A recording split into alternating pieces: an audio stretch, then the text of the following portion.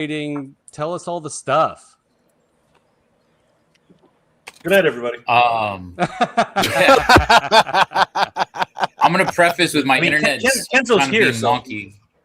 So if I freeze, just let me know because my internet's already starting to act up, and I'm barely 20 minutes in. I might have to.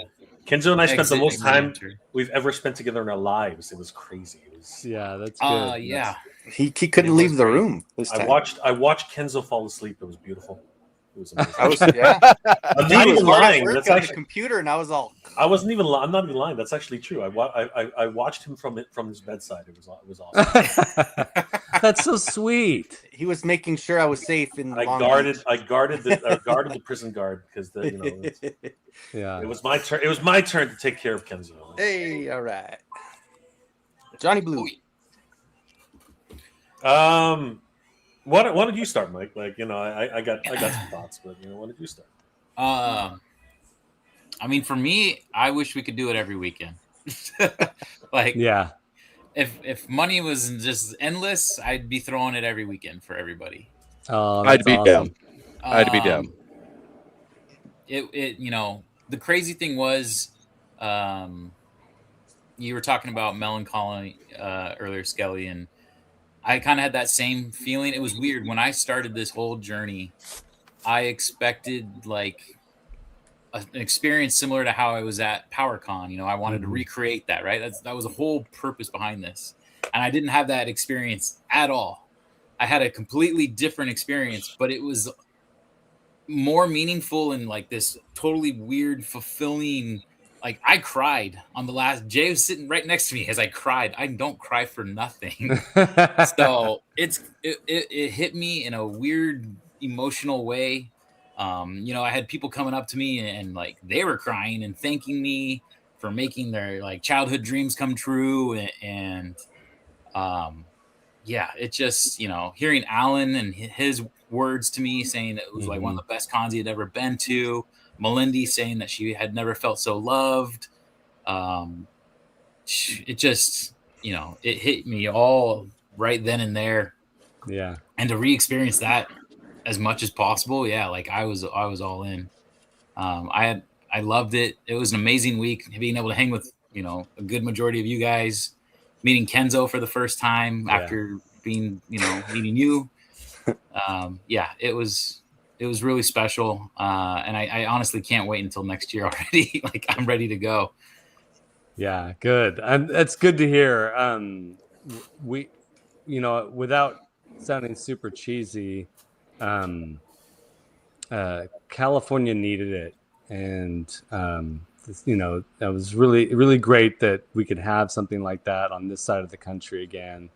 And bring all these people together. You guys really were the force behind bringing together family members that were just friends online, but seeing Kenzo there for the first time, seeing you guys there, meeting you for the first time in real life is like, I had a chance to meet Alan before, but it was really great to have that kind of it was really great that you guys brought us together. And for me, that was where the emotion was for sure.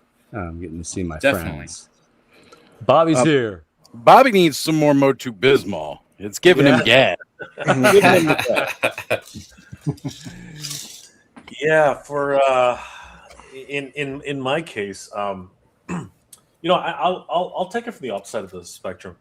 I was shitting bricks. I mean, I needed to hold it together, but I'll be perfectly honest with you. I was all about, do we have enough volunteers? Do we have enough? Do we have enough staff? Do we have enough? What is the layout going to look like when it finally gets set up? As a matter of fact, we had to put out a whole bunch of fires. Skelly, you might have seen it. Yeah. Like we had to pick up cages of products and move them like 3 feet, 4 feet across. You know what I mean? Because the venue, as great as they did things for us, they didn't mark any lines down. So nobody really knew where to put down their tables, really. So people were encroaching on other people's spaces.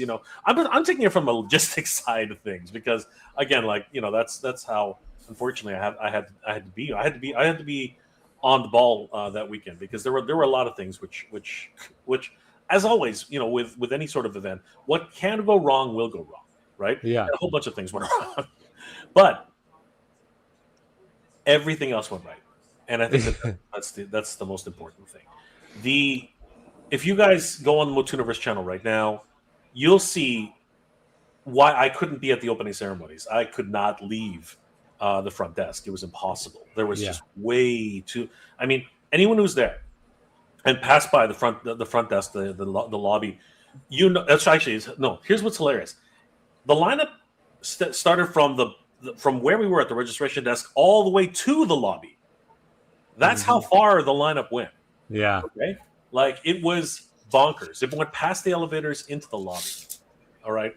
And I did not fully grasp how many people were willing to get up that early in the freaking morning to try and get into the building It was crazy. And I have to say, Jay did not stop. The dude was like, you didn't know. I mean, you see him go live, you see him do all these. Dude has another level where he plugged in, and it was like, you just see him. He's just always constantly figuring it out, and that's what's awesome about it too. Jay was like on fire that day. Yeah, 100%. When I showed up with my builds, I'm like, "Hey Jay, hey Jay," and he's like, without saying it, I could just see it in his eyes. Side glance to me, like, not right now, dude. We'll have a chance to catch up in a little bit. But that's necessary. All that's necessary. It's too bad that it made you feel like you were like overwhelmed in the moment. But like you said, that type of stuff happens with these big events. But you two, and then the volunteers, and you just kept, from my perspective as someone who was involved but not doing the stuff that you guys were doing, it felt like it was moving smoothly, and that was good. That was great. I could see the stress on your faces, but I also noticed that there was a lot of camaraderie and people helping each other out, which was awesome. So yeah, the thing is that, and this is what's really important about these types of things. No one person can do a convention. There's no awesome. Yeah. You need everyone to help, right? This could not have happened without the community. The community made this possible, right? That's why the fans have the power, right? That's really where that mantra comes from. Mm-hmm. It started with a dream, Mike's dream, a small conversation, a chance meeting, which turned to a brotherhood, and a family, right? A sisterhood. You know what I mean? Like a kinship. That's basically what happened here. It was a kinship. It was a whole bunch of people who wanted something to happen. And Ron, you said it yourself. It was like California needed this. No, the Master of the Universe convention, the Master of the Universe community needed this. This was the year of Master Universe, and if we weren't going to do it this year, it would never have been done. Yeah. You know what I mean? And that's the way we all felt about it.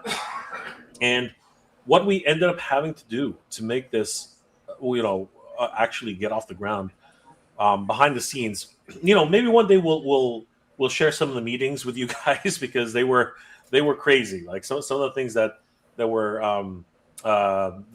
done behind the scenes.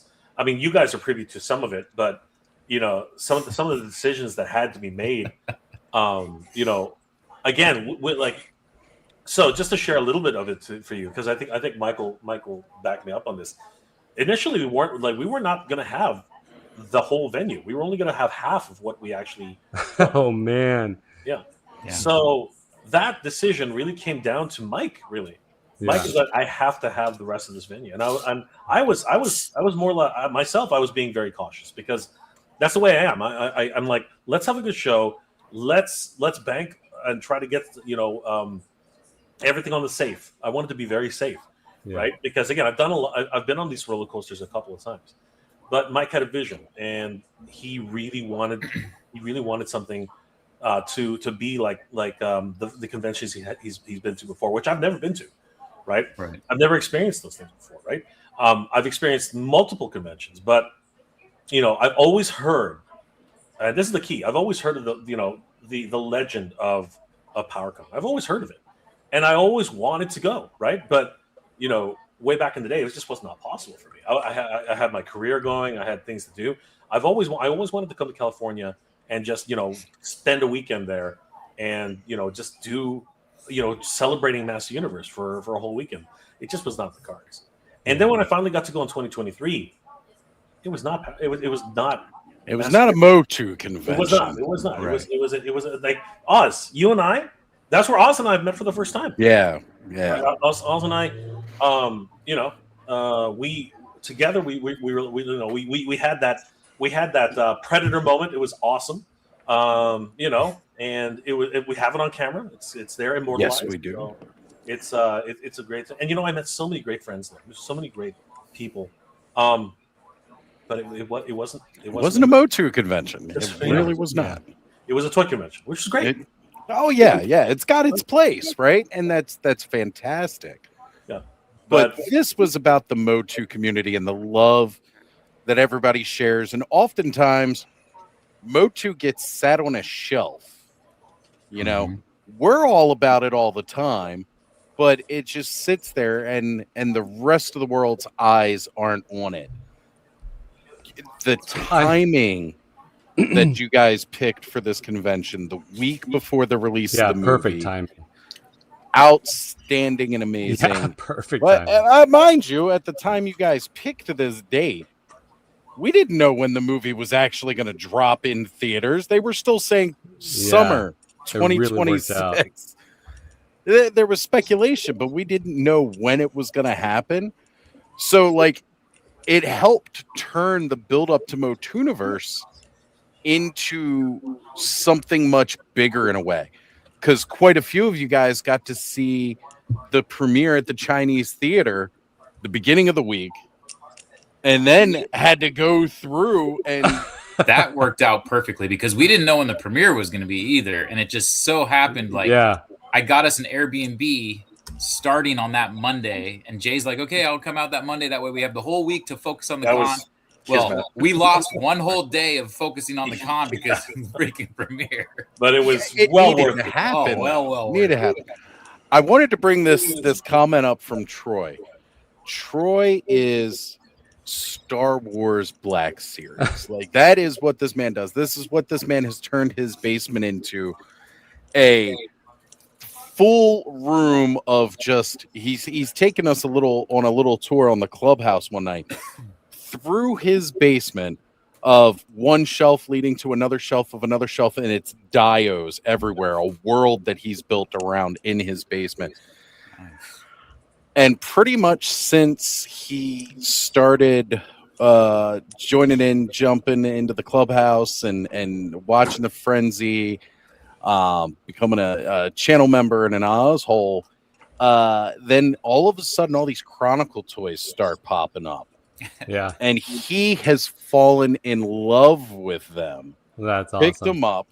And then he took some cues from Skelly and built himself a Castle Grayskull. His Castle Grayskull looks great. Oh, man, it's fantastic. Yeah.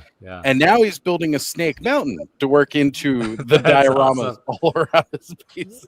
That's awesome, Troy. I love it. I absolutely love it. And Troy, thank you for being here tonight. Yeah, Troy, thanks for being here. I have one complaint about the convention. Just one. Just one? I'm surprised. Just one pretty massive complaint. I'm shocked. And that was that Alan did not show up in his Beastman costume. I felt and then Jay wasn't Gwildor either, so that's two. Jay wasn't Gwildor either. That was really unfortunate in that we didn't get either of those versions of the characters. In my defense, I'm a little big for those shorts. I gotta tell you. I think I would rip them 3 times over, to be honest with you. Alan next year, right? Oh, yes. nice. Listen, I have Yes. plans for next year. Oh, I need to find out exactly when the dates are, but like, listen to me. I want to bring my Snake Mountain. I'll drive from Texas to California. I'll bring all of my Snake Mountain, all 17 feet by 11 foot tall of it. yes. I'll bring my Beast Man costume. Like, I'm ready. Yeah. I want to help. I want to teach some classes, but I'm going to write up what I want to do for you, and then I'll. All right, Alan, I'll add you to the MOTUNIVERSE group chat. Jeez, come on. Actually, yeah, you should definitely. I'll put them in right now. Perfect. That's you know what that's the other thing that was just serendipity. When we were setting up on Friday, which again is another thing that kind of fell into place really. Yeah, we got really lucky in multiple ways. The hotel, to their credit, the hotel did a lot for us. They also did a lot of stuff we didn't appreciate, but Yeah. you know, I'm not going to get into that really. But they really did step up. They really did, and we do appreciate the partnership we have with the Torrance Marriott. Yeah. Ever since the beginning, they've been very accommodating. But what really gets to you, okay? And this is when I knew we were going to be okay, because I was genuinely concerned because I didn't know if there were going to be enough people to help with the crowd control. It was just one of the. If you guys look at the video which we posted on MOTUNIVERSE, you see just how big the crowd was. It was daunting. It really was. But it's crazy because Mike, you probably remember this. The Friday night when we were setting up, as we were setting up, founders are coming in and picking up their badges, which we didn't stop them from doing that. We were like, okay, fine, you can pick up your badge, you can pick up your merch if you have it, right? And the way we normally do these things is literally people pick them up and they go and they go about their day. But I would say every third person who came up to us while we were setting up, and these are founders, these are people who paid to be here. These are people who have like supported us from the very beginning, right? The like early adopters, people who believe in this project. And thank you, all the founders out there, for believing in this project. It shocked the hell out of me how many people literally just walked up and said, "Do you need some help?" And we were like, "Yeah." We were like, "You want to help us?" Absolutely, yeah. We could use some freaking help. And literally, these are people on their vacations. Okay, yeah. They dropped everything and started picking up boxes and moving things and being told what to do. We were like, "You guys, are you sure you paid to be here?" And we're telling you what. Yeah, this is felt kind of bad, but I mean, we really were No, I appreciative mean- because it was needed. Yeah, and really for That's when I people knew we that were going to be okay. I knew that right there. I knew we were going to be okay. yeah, I mean that's just goes to show how generous this community is, and that's huge. I noticed a little bit of that at the last PowerCon that was in Anaheim, and I right away because people, you know, that I got to meet a few people. That's how I met Motu Joe and the Dooch from Legends of Grayskull, Sean, but the camaraderie was immediately apparent at that time. Now, speaking of camaraderie, hi Cobb, how's it going? What's up, Skelly? What's going on, Cobb? Yeah, just pulling into the parking lot at work. Nice. Well, I'm glad you could pop in. Yeah, my camera turns off. It's because I'm opening my door to get some air in here, but it's loud outside, so I'll do my best. That's well, for Cobb, you and Kenzo, this was your guys' first ever convention, right? Yeah. I didn't realize Kenzo, so he told me when we were there. I was like, oh, okay, so I'm not alone. Not alone. That's in a way to do it too. I think Thanos too. Yeah, Thanos too. Oh yeah. Yeah, it was really good to see. It was really good to see Thanos too, man. And Thanos doesn't live too far away from me, and so you know we don't get a chance to hang out. But you know, seeing him there was great. It's awesome. Now, I do want to quickly, just a quick aside, I just want to make sure we do this. Alan does have to leave, and I did kind of promise Alan that we'd get a chance to talk about the Masters of the Universe movie version of Beastman before he has to leave, because I don't want him to feel like he didn't get to participate in that, because Beastman is his man. And I want to hear everyone's perspective about Beastman from the movie. So are you all on board with that? Yeah, Let's do it. Yeah. All right. I think we should start with Alan, actually. Yeah. His best friend here. So I'm going to say that I had some fears based off of the trailer that Beastman wouldn't make it back. Like he would be stuck on Earth because he failed to stop them from leaving. Like I thought, and okay, like that's a part of the story that'll happen off camera of him getting back or whatever. But man, he was beautiful. He looked amazing. Yeah. The way he moved, he wasn't a one threat chump either. I thought that he might have been done when. So there's spoilers, all right. Like you had your chance. We're doing spoilers now. Oh yeah. When he fell like 100 foot from the overpass and hit the ground, I thought, well, maybe that's it for him for now, But then he came back. So all right, because of the trailer, it's set up where I knew what the background would look like when he showed up. Yeah. So when the scene changed and they were on the overpass in the car, I got excited. And my wife was next to me, and she said later that moment of me getting excited because he's about to show up was worth it, everything to her because of how happy that made me. He was handled well. Obviously, I'm a huge Beastman fan. My favorite clip in the whole movie is the Battle Cat and Beastman WTF moment towards the end. Yeah, absolutely. Like, awesome. like I want a poster of that. Like, what? That was awesome. Why isn't that a poster moment? Because it was beautiful. It was. Yeah, that definitely needs to be a poster. And in fact, it could be a bumper sticker too. I want it as a circular shirt. bumper sticker. Yeah. Like You just gotta have a meme that says nom nom nom nom nom. You know what I mean? Totally.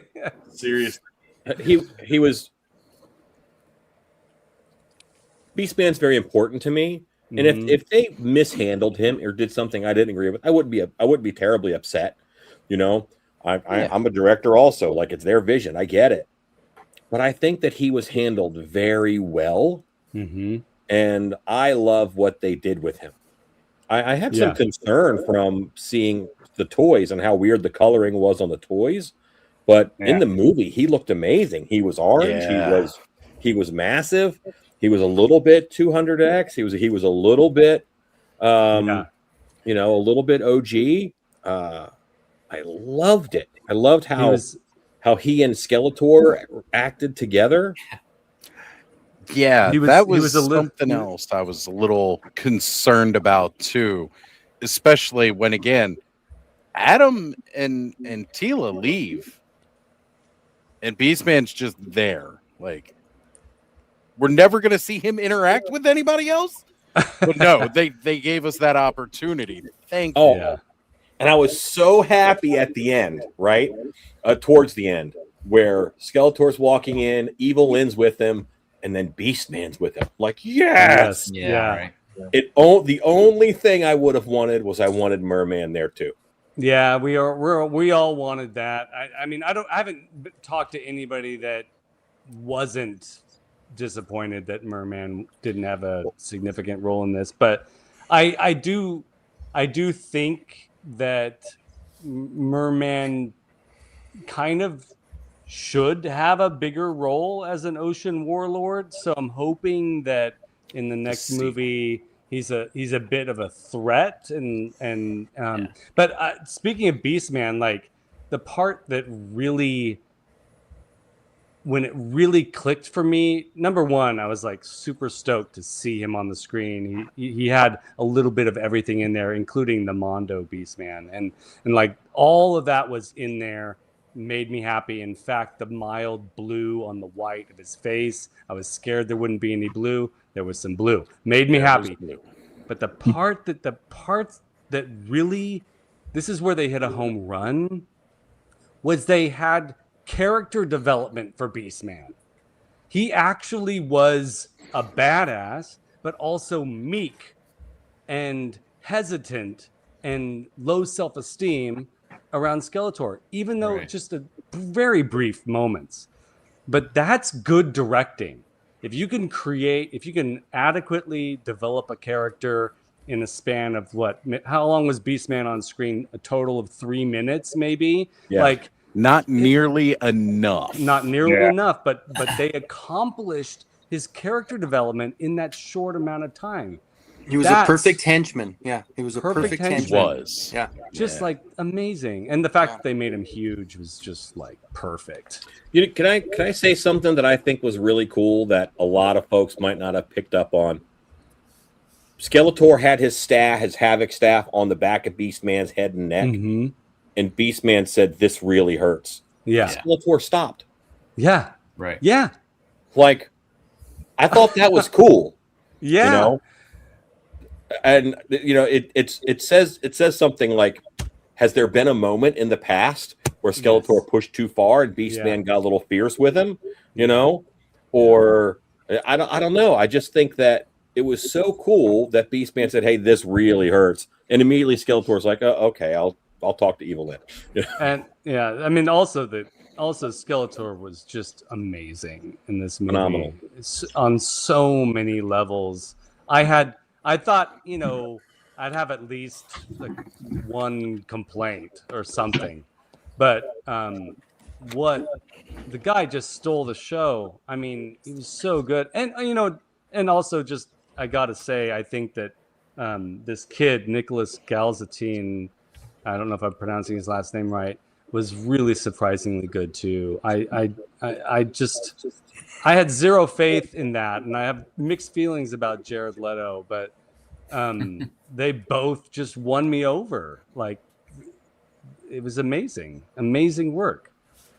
So there are folks out there that are kind of pissed off at the movie in a variety of ways, and what a waste is my opinion on that. What a waste of energy and time. We're just so lucky to have it be good. I mean, it's not it's not the first Alien or The Godfather or what's another amazing movie, The Shining, but Princess Bride. It's not The Princess Bride. No, nothing will be The Princess Bride. That movie is perfect. But I mean, it's no Back to the Future. Bram Stoker's Dracula, Willow. Yeah. So that's the arena that it lives in. Actually, yes, you're right. Well, and those are the measuring sticks that everyone's gonna put it against, right? Which is that's kind of not fair. But I know where you're going with this, Ron. Well, it's fair enough because it holds up. Where I'm going with this is that this film's going to have a long life. A lot of movies go into the theaters and they succeed and then they disappear. A lot of movies go into the theaters and they don't succeed and they disappear. Some movies go into the theater, they do okay, and then they have a long life. I mean, Princess Bride wasn't a huge success in the movie theater. What other movies are a good example of this? Gremlins was not a huge, massive success, but it has had a long life. And that's what I think that Masters of the Universe is going to have. Whoa, Nolan. Whoa. What did Nolan say? Nolan. Nolan straight up threw Godfather under the bus. He said, forget for three is way better than the Godfather. I'm with Nolan. He said, Godfather, forget about it. Now All right, I meant to say The Godfather Part 2. Sorry, that's a No, masterpiece. part 3. Part 3 is Oh. bad. Part 2 is great. Part 1 is pretty good. Yeah, Part 3 I is the actually enjoy worst. part 1 more than part 2. The parts of part 2 that I like the most are watching De Niro become the Godfather more so than the actual story in 2. Yeah, But this is insane praise to come from Allison. What does Allison say? It's almost like He she's saying did that did she's find the the Moby Skeletor. song she Skeletor. liked, right? Yeah. Yeah, right. Like that's saying there's that one Moby song that Allison likes. That would but never happen, right? yeah, with all seriousness, I mean, yeah. Go ahead, Alan. I just want to say that in the theater, Nightmare Before Christmas did 50 million. Yeah. Yes. Yeah, Dang. it Total. didn't get popular For the one. until well after. Mhm. Good But- example. But it's all over Hot Topic all the time. You know, it's Disney rethemes their parks around it. Yeah. Yeah, It not doing amazing in the theater doesn't matter. I don't think many movies do amazing in the theater Well, now. Yeah, exactly. This whole hullabaloo about how it's got to be a big hit, like, you know, Barbie was a big hit. Yeah. Sure. Like, but movie, what was the Steven Spielberg movie that just came out, Disclosure Day? It's not even doing incredibly well in the theater. I just think the theater Supergirl. is. I'm expecting Supergirl to probably do Masters of the Universe numbers. Is my Yes, guess. yeah, And think about the Barbie. Where's Barbie now?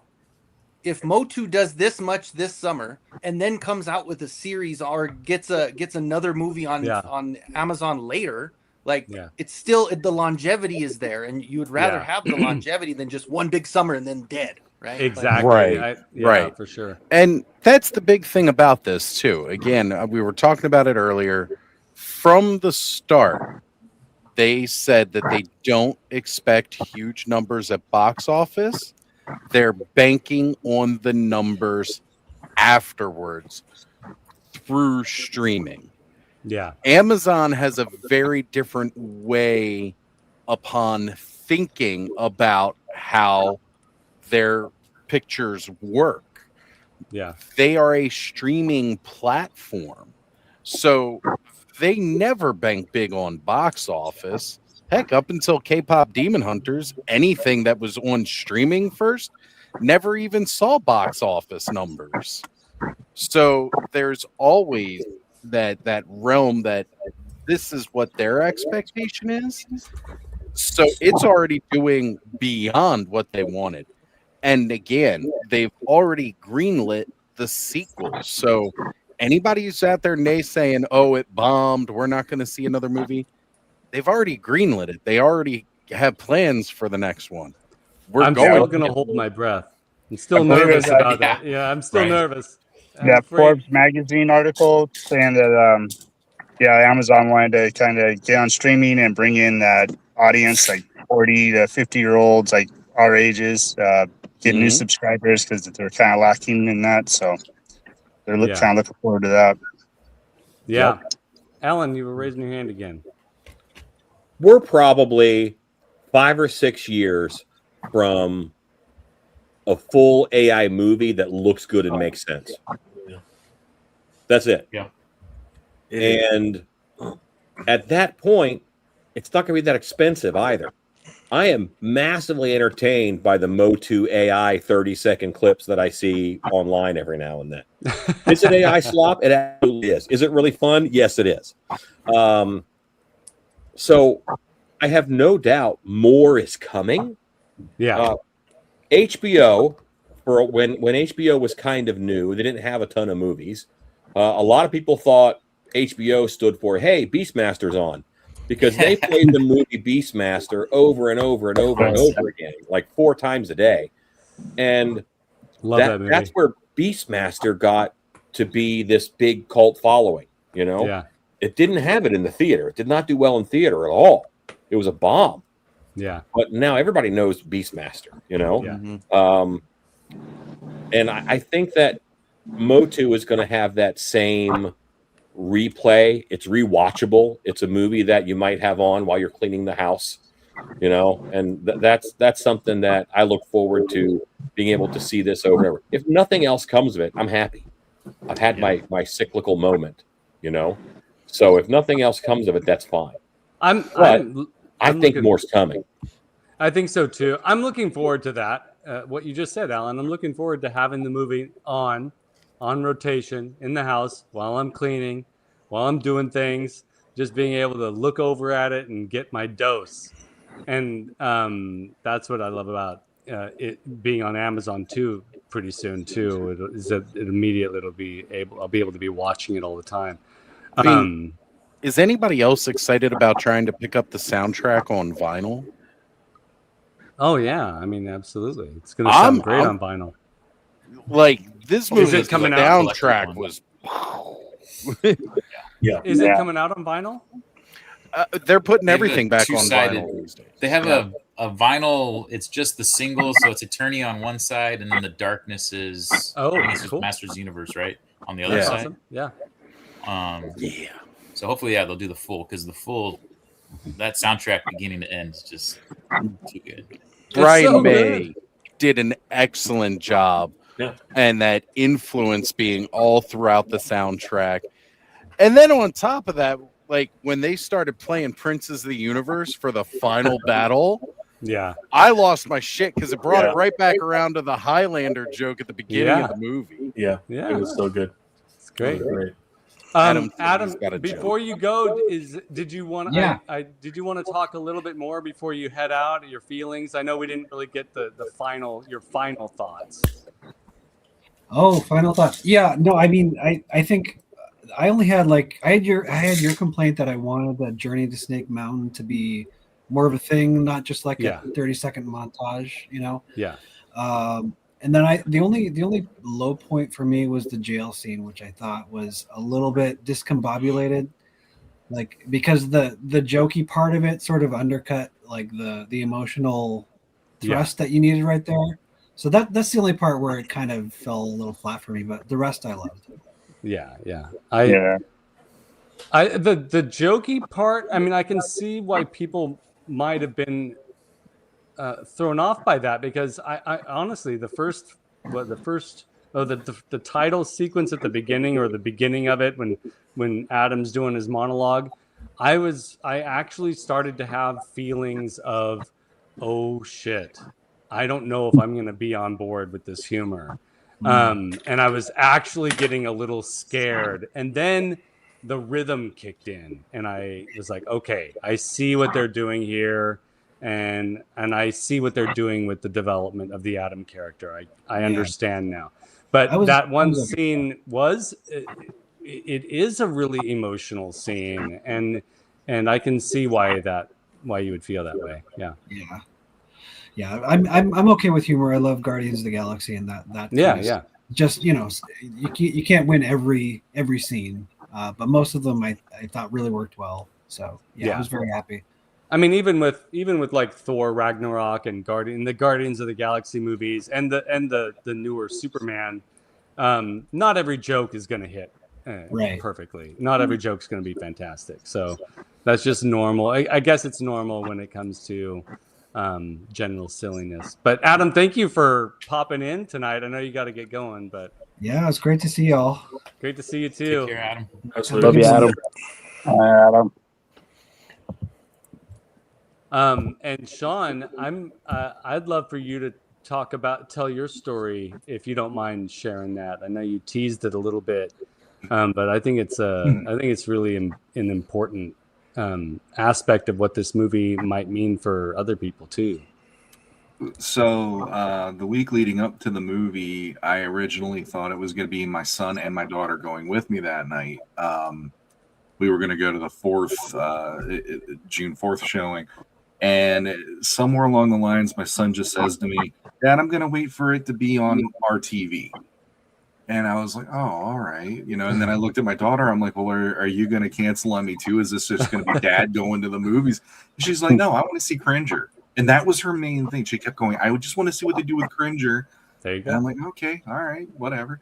So I take her.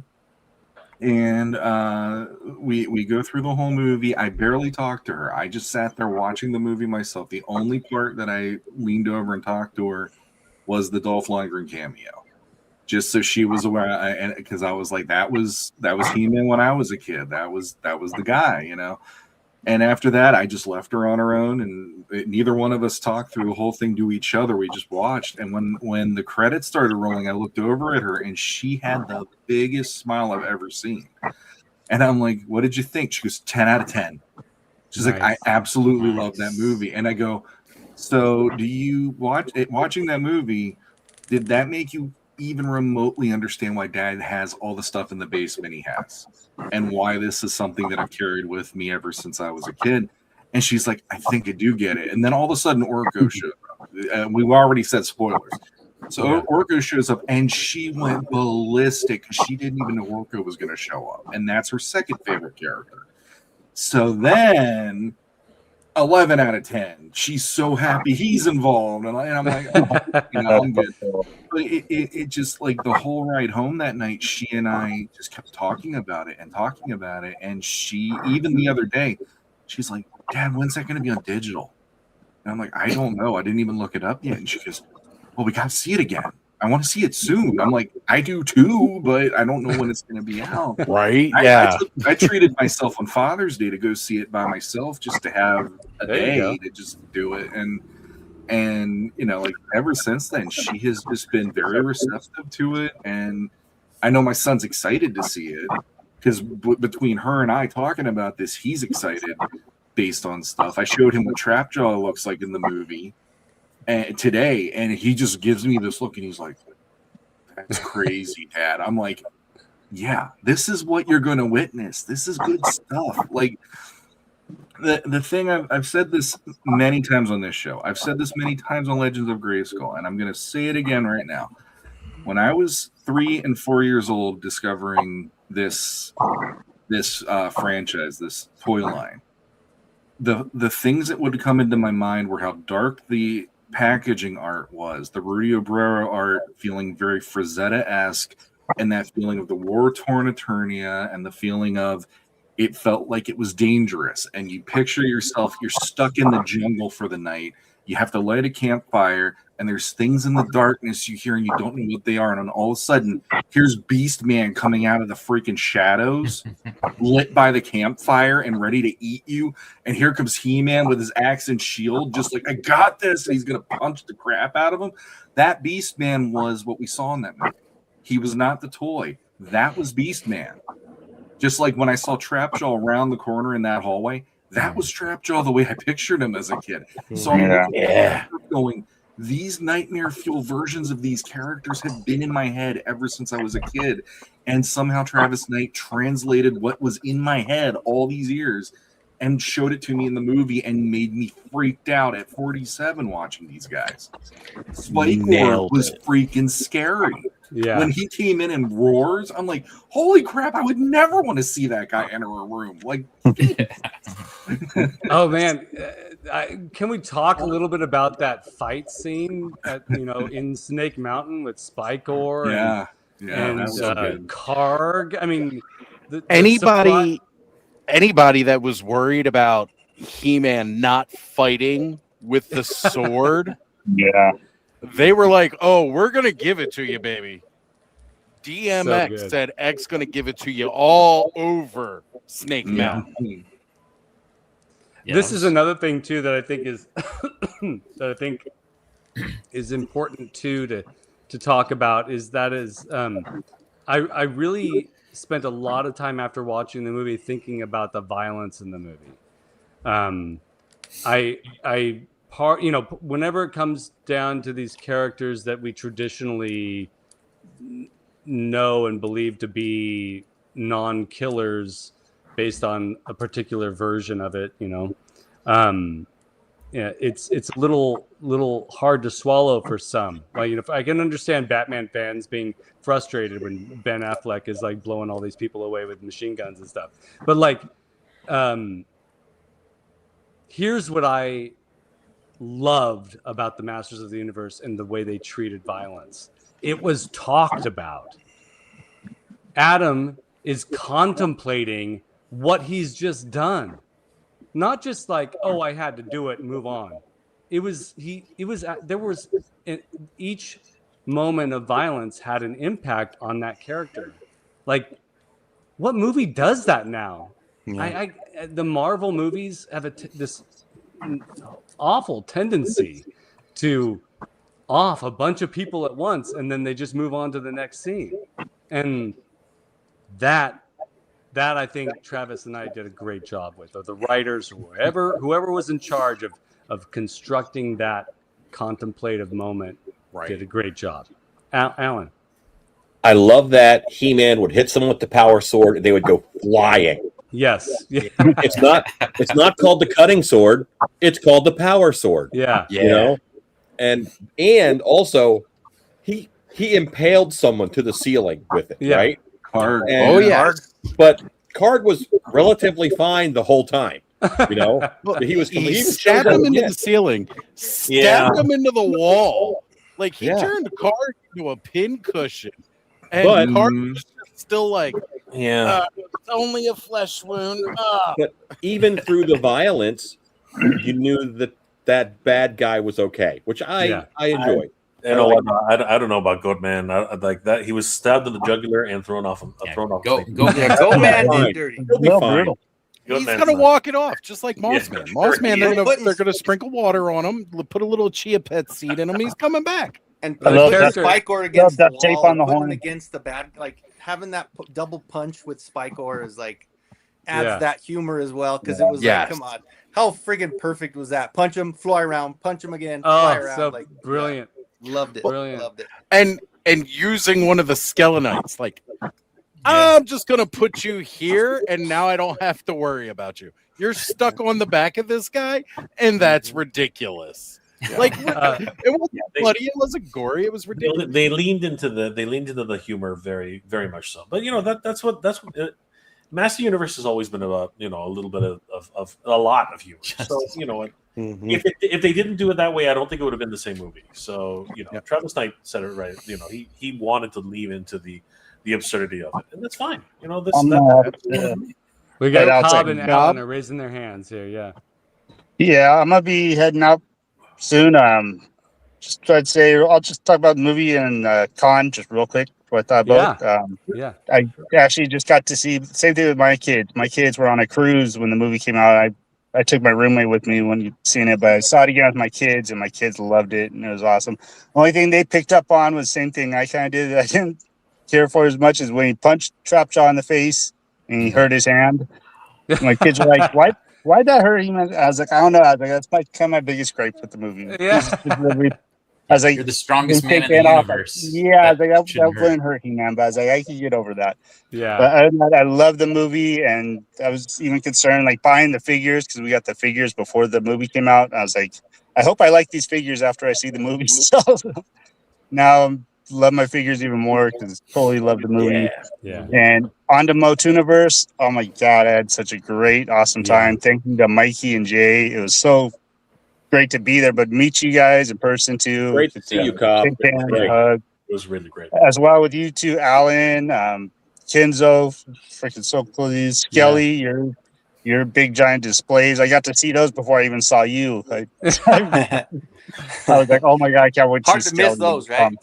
Yeah. Well, I was in there before Skelly was back there. I was like, oh my God. Yeah. But yeah, I was just so seeing Alan's wife just kind of holding the bag and standing behind you, kind of almost with a concerned look on her face every time you were digging through something.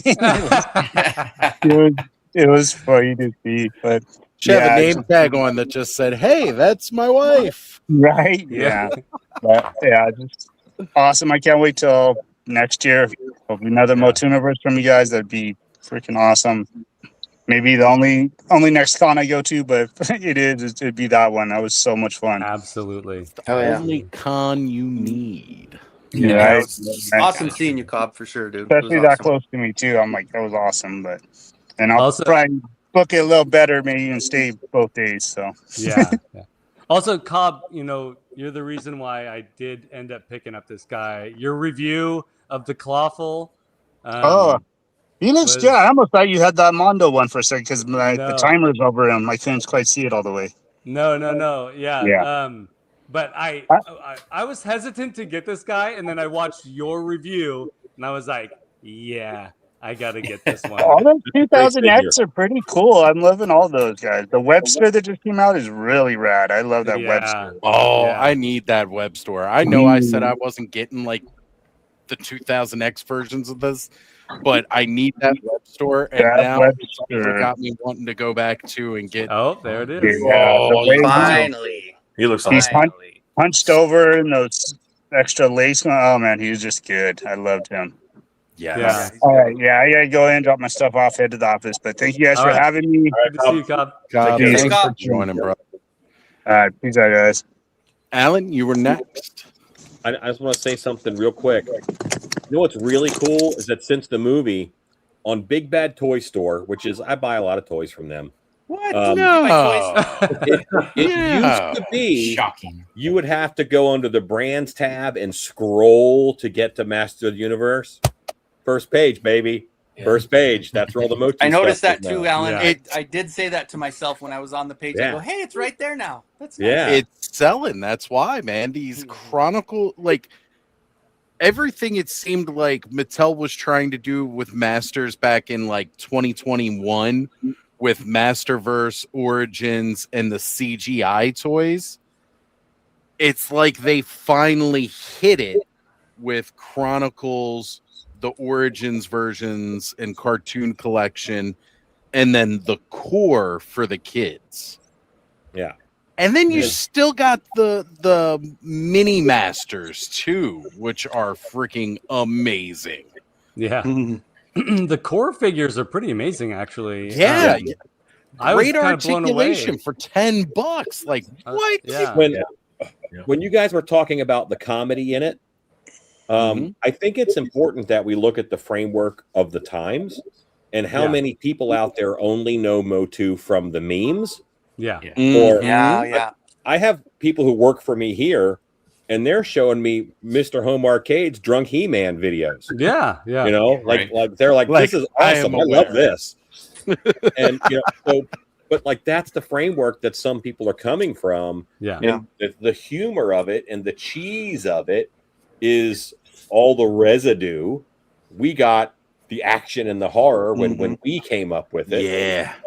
But I like that they leaned into it. Yeah. They leaned into that. They embraced it. That corny cheesiness that, again, as a kid, I loved that stuff. Like, you know, as a little kid, that's part of what made me fall in love with watching the cartoon. And then later, as I got older and went back to try and watch it, I was like, oh man, this is really rough. But it's all on how the jokes land. Like the jokes from 83 don't land the same as they do today. Like I'll chuckle, but I won't laugh. The movie made Don't me lose your laugh. dinosaur, Oz. Don't lose your dinosaur. Stop it. No, I can't do it anymore. Denver, the last dinosaur. Actually, with that new toy coming out, I don't. They had What's Going On, right? The meme song. The meme. Not the exact one, but they had the basis of that playing as Beastman's coming to attack. It was a perfect balance right there. Yeah, and he's looking around going, what's going on? And the song's playing, what's going on? And it's like, dude. I think you're right, Alan. That needed to be there. I'm glad it wasn't just that. I'm glad we got a little bit of dose of the mini comics, a little bit of dose of Filmation, a little bit of dose of the 87 movie, and a little bit of the meme verse that Masters lives in too. Like the movie had to do all that. And it did. It met those expectations. It would have been sad if it didn't. What were you going to say, Alan? I remembered a moment that I loved. Yeah. Because it was such a mini comic moment. It wasn't from the cartoon. It was Skeletor asleep on that slab under the sheet. Yeah. And he doesn't have any boots on. And, you know, like that was barefoot Skeletor for a second. Yes. Standing in front of the window, and there's planets in the background. That was a mini comic moment, and I loved that. Yeah, I don't know. was I haven't had a chance to watch the movie again, but the thing I was going to look for was butt cheek Skeletor during that scene to make sure that Jeremy and Kurt and Steve from Podcasters of the Universe got a little bit of that. But I was super happy that we did get to see his feet, his claw feet. So good. Yeah. No, Alan, me first. No, I was just gonna say I took some coworkers, and Alan, to your point, the whole meme stuff. They were almost expecting, instead of He-Man killing Skeletor at the end, they thought he was gonna run away and be like, "Until we meet again." Yeah, like that's how they were thinking it was gonna end. Yeah, no. Which is how Skeletor usually does in Filmation. He usually runs away, and he never gotta did. run away. Yeah. But you know what? The memes were just excellent. As a matter of fact, Ron, if you want to share the screen, sure. I mean, this was classic. I mean, seriously, I love the fact that they put him in civilian gear. That was so funny. That was so great. And now they're actually doing Office Space memes with him. Yeah, and now they're actually doing an action figure of that of those scenes. That is just crazy. And if everyone could follow this device, if you could just go watch the movie a few more times. That'd be great. I'm planning on going tonight. I'm gonna go at 11. They're having 11 o'clock. So I really want to watch it a few more times before it comes out of theaters, because seriously, this is the only chance we're gonna get it ever. Yeah, I'm going. I'm gonna try and go this weekend. For sure. I definitely need to catch it on the big screen at least one more time, because in a good chair, in a chair that's properly working this time. I want to ride Battle Cat. Damn it, Kenny, you got to tell me if there's anyone else in that theater with you. Middle of the week or end of the week, kind of 11 o'clock in Pueblo. I doubt it, but that's kind of like when I would love to go when there's nobody else there. Just because I don't like a lot of people. I call that But getting to go to that, this was one movie I wanted to see packed. When I bought the tickets like 2 months ago, it showed the theater sold out. I had to pick the only 3 seats that were together for me, Connor, and Ziggy. The whole theater was sold out. We show up and there's a group of people behind us, and there was 2 more people in front of us. That was it. And I was like, what happened? This theater was sold out. I had to pick the 3 seats I picked because they were together. What happened to me was they had July 5th came out first, and that's when I bought my ticket for. And then they opened up 4th and 3rd, July 3rd showings. Oh, yeah. And I think a lot of people who were going to see it on the 5th moved to those earlier dates. And that was kind of one of the things for me, too, was that there was a viewing that was ending as we walked up. We actually walked into the credits, and we were like, oh, I thought it was just like that regular, pre-show stuff going on when I heard noise in the theater. So we walked in, and it was still the credits rolling down. So I was like, oh, we need to turn around and go back out. And I'm really, really glad that we did, because if we'd hung around, then that very ending post-credits scene would have been, it would have just been ruined. Yeah. And then while we were waiting for them to clean up the theater, there was also another viewing going on. So like you say, Alan, I think maybe at first when I bought my ticket, the theater had been sold out, but then as even earlier times opened up for people to go see it, that those people then went to those earlier showings. But I'm really, really glad that I got to take Connor to not just to see Masters of the Universe in theaters. This was his first experience going to a midnight event. Now, I'm a little sad that, again, it wasn't like the packed kind of party that I thought it was going to be. Everybody raising up their Power Sword cups. That wouldn't have happened anyway, because some jerk behind the counter bought the last one before. I'm going to talk to Oz in 10 years. He's going to be talking about that. Yeah, I'm still going to complain about that guy. I'm about to thunder punch him into the... Dude, like he had to say it in front of my kid. Now, mind you, if he was standing up, he may have seen that I had my kid there, and maybe that would have helped him choose his words better. He probably wouldn't have anyway. No, damn no, kids. but yeah.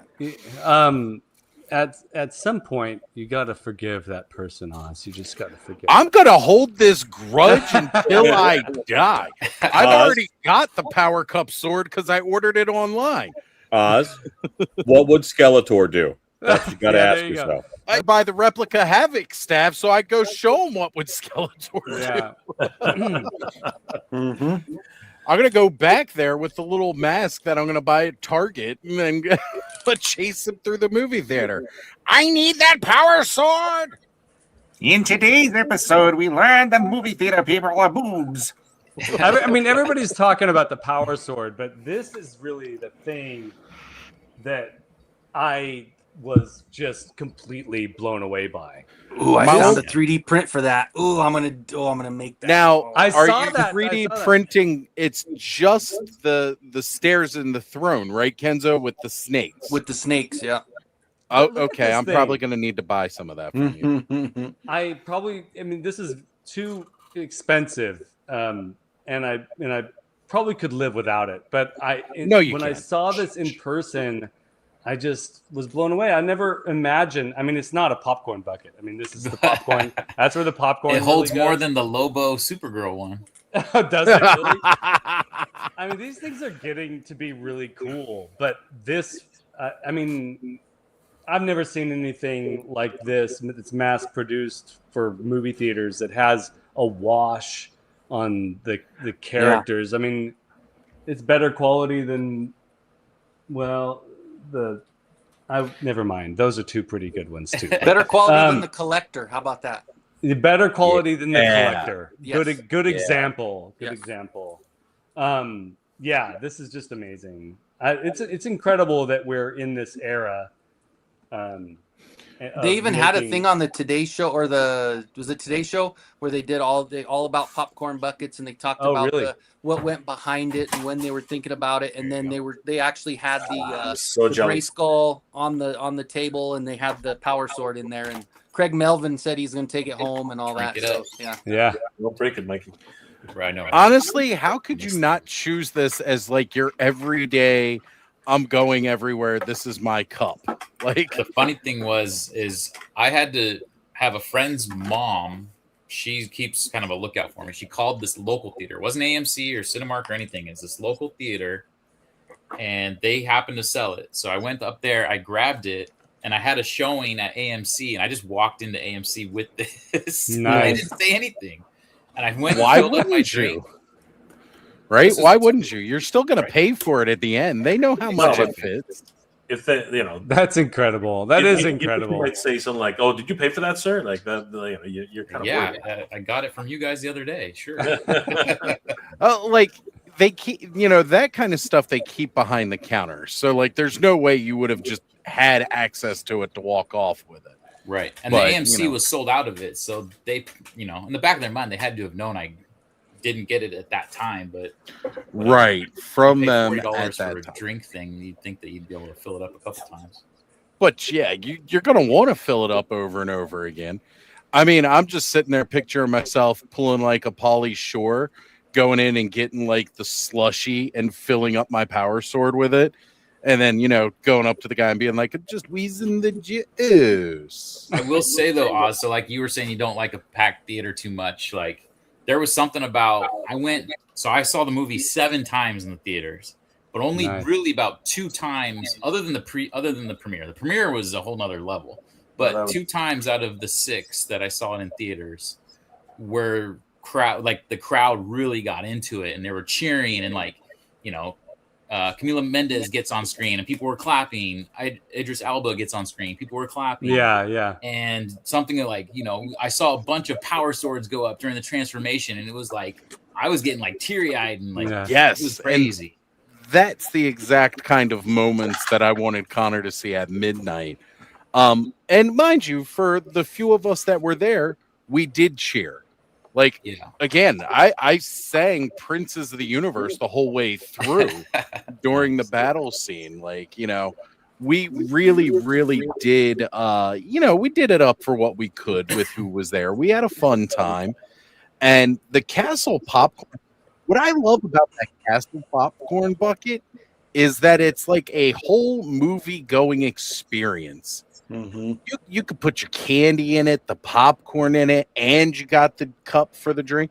They were like giving Connor a cup from off to the side to go fill with a drink. I was like, no, we just spent all the money on this thing. He's drinking out of the cup that comes with this now. Like he was having. That's what it is to be a kid. Yeah, for sure. Absolutely. Yeah. He wants to have that fun experience, and that's truly what I want. I want more younger fans to be satisfied and excited about this movie, because I want it to keep getting passed down. Well, I want them to fall in love with this thing for their own reasons. It doesn't have to be the same reasons that we fell in love with it. That's what we love about it. That's what we got.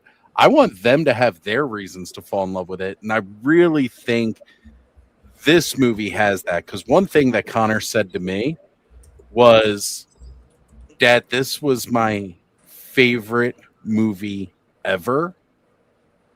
Which, mind you, up until now, that has been Avengers Endgame. It's a tough movie to beat. Yeah, that's what I said. And, he said, and he wasn't saying it just for me. He was telling me what his exact favorite parts of this movie were. That's cool. And yeah, he loved the fact that He-Man couldn't get frozen. Like, it slowed him down and stopped him, but not completely. What the hell is that trash doing on Skeletor? I mean, Hall of Fame, baby. Hall of Fame. Just made him a loser. Look, man, I want to see what Alan's open. He needs purple and black. He needs some real good colors on that. Let's see what you got there, Alan. Nice. See, look at them Skelenites. I think we just need more core figures for the kids, because they're amazing. They are. Did you get the different colored ones? Light gray, dark gray? Yes. I have. I hope my wife's not watching. I have 10 of these. She is, Alan. But I needed 10 of them. So yeah, I think I have 4 of the light and then the rest of the dark. Well, they're knights. Yeah, I mean they're army builders. But Shannon, you're watching, and buying 10 of them only cost as much as 1 troll, so it's okay. Less than a troll, really. There you go. Less than a troll. See? These are the same height as Origins. Mm-hmm. Yeah. So I really like these next to Origins, because not every character in MOTU is super buff. So these are normal. These are not masters of the universe. These are guards of Snake Mountain. I love that. Yeah. Good point. And for a $10 figure, a little bit of paint, it's gorgeous. That's what we need. We need more $10 action figures, to be honest with you. I wish, man. I mean, look, don't get me wrong. I love buying my $50 and $60 action figures, and I love getting a $20 action figure. But my bank account and I would appreciate it if they would all just kind of go right back down to $10.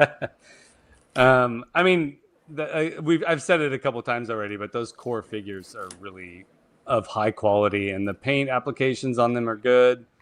I mean, that core Skeletor and the core Beastman, those are the only 2 that I've gotten. They're just incredible. They're great. You got to get that 4-pack so you can get Goatman too. It's such a good set.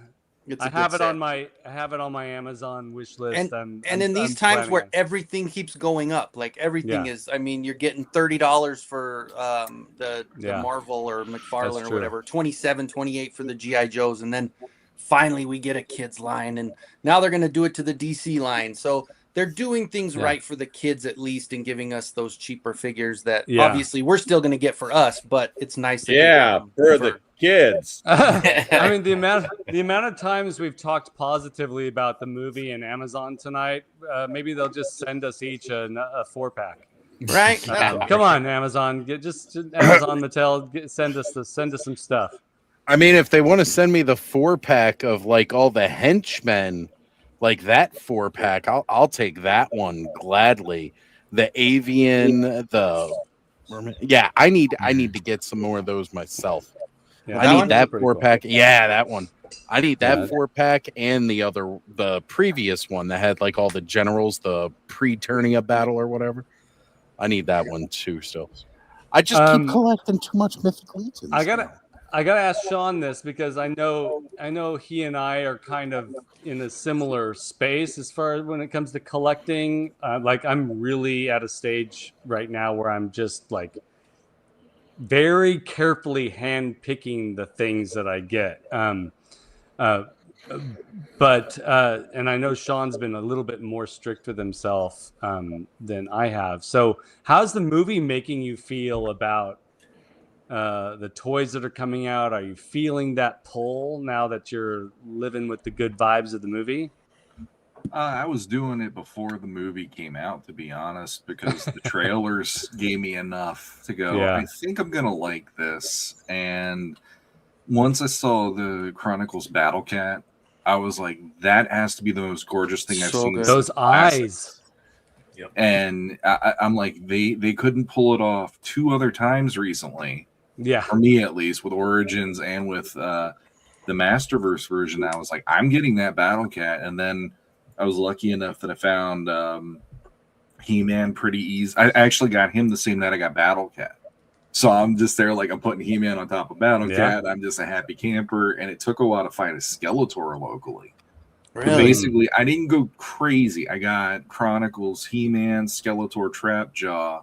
But then for the core line, I started getting more of those because I love that it was just $10 and it wasn't $10. It's like literally a third of buying a Chronicles figure practically, like that. And they're not that bad. Really nicely. They look pretty good. I told everyone, I'm like, I'm only gonna get Origins. I'm not doing any of this other stuff. Yeah. And then I see Core on the shelf, and it's like you can't not get a He-Man that's hanging there for $10. $10, yeah, absolutely. You have to do it. You have to do it. Alan. Gentlemen, I'm afraid I have to go. I wish I could sit and talk Master Universe all night with you guys, but I have to go. I have a set to finish. Alan, really quick, just before you go, I have to ask because you know what, your videos and everything are just epic. Yeah, we were just really quick, sharing some inside information here. We were begging. I think it's okay to talk about this, but we were hoping and wishing that Mattel would have brought the Castle Grayskull. Have you been to like SDCC and seen that thing? I don't know if you ever saw the big one. I saw their setup at the toy shows. Yes. Yeah. Like, how difficult would it be to make one of those? I mean, like, just like for like a convention like ours. Like, I mean, like I'm really shooting for the stars here. You know what I mean? Like, I'm just wondering, what's involved and like how difficult. Like, I'm happy to help or do whatever we need to do. That's what I do for a living. Like, that's what Alan does. Yeah, we could totally do that if you wanted to. The reason I ask, the only reason I ask, is because when I saw Ron bringing in this cast, I was like, what's freaking? It must be possible. It must be possible to have one. Anything's possible. Yeah. Right. But the only real problem is where to store it. I think we'll store it a piece at everybody's house. You know what I mean? I think it'd be really nice just to have the drawbridge, a chunk of the wall, and the drawbridge comes down. Yeah. And that's your way in and out. Yeah. That would be so cool. But I still would like to see, a forced perspective. You know what I mean? Kind of Grayskull. But it would have to be modular. I would love. I'm down, dude. Thank you. I'm down. So freaking cool, man. Thank you. And I say you're talking to the guy that puts haunted houses together, like that. Yeah, this is why I'm like, oh, dude, sure. like, and this is my Castle Grayskull paint job in my office. That's so cool.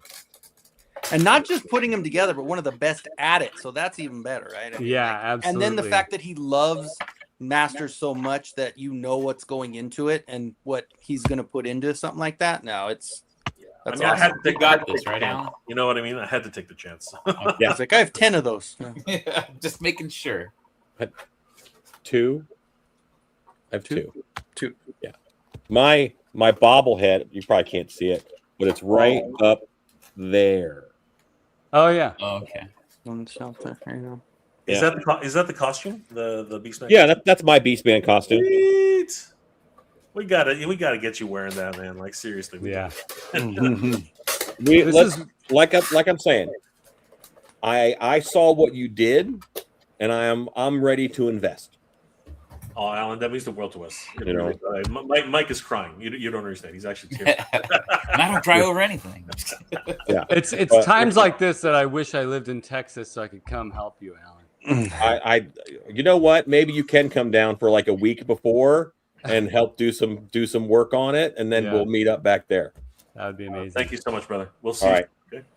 See you Bye, guys Alan. Later, buddy. I have to go work. Enjoy. Take care, Alan. Take care. Hey, if you don't take your shot, you're never gonna know, right? So I took my You shot. always gotta ask. Like, I mean, I was messaging with him on Instagram already, so we're talking. I took my shot. I was like, I would love to see Captain Driscoll at MOTUNIVERSE next time. He's a pro. That's what he was asking us on Tuesday. He was like, "What would be the ultimate backdrop for your show?" Like he was already kind of searching and kind of feeling us out and what we wanted. No, I'm crying, man. Seriously. What you guys need also is a room where you can have in Eternia mini golf course indoors. You know what? I don't know, Mike. Tell me if I'm crazy, but I think that the diorama exhibit didn't work out as well as we expected because basically Ron took it over. But I think there was a lot of interest. I think that there were a lot of customized pieces there. We had to be split up into two different areas. But next year I really would like to see more of that. Like maybe upstairs on the second floor. Maybe we just have one. We originally were planning on the diorama being a separate room, and then it kind of morphed into just being a part of the floor. That makes, for the first time, it makes sense. Yeah. Now that you know what it would look like if you got some crazy person like me that's going to just bring some gigantic things. Well, 17 feet. I'm like, man, we wouldn't even be able to fit that in a room. have a special room so that people can walk around the dioramas. And that's the main thing about enjoying a diorama piece. One thing I think being able to see it. Yeah. One thing I think we should also do for sure is there are a couple of movie effects studios here and effects prop suppliers, and they sponsor a lot of the prop shows and a lot of the cosplay shows and maker shows. So I think what we should do really is approach some of these guys and say, hey, we got all these makers making really cool stuff, and you know what? Maybe you should think about helping us out and sponsoring the room. Because I think that would be a really great opportunity for them to showcase some of the materials that they sell, and because a lot of makers just don't know where to get this stuff. They kind of source it out themselves, but if they know a direct supplier, I think it actually would be a lot easier. Absolutely, that's a great idea. You guys should do that for sure. For sure. Yeah. Especially if you're in Los Angeles too. Again, the Los Angeles area has so many prop making houses that would love to be part of something like this.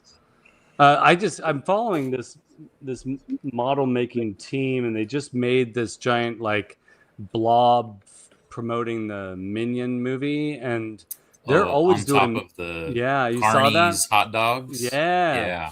Crazy. They're really invested in the community of makers. They're always posting jobs. They're always reaching out and involving the creative community, and maybe they'd be interested in something too. I'll send you the Instagram, guys, after this. I can't remember it off the top of my head, but they're doing really cool stuff down there.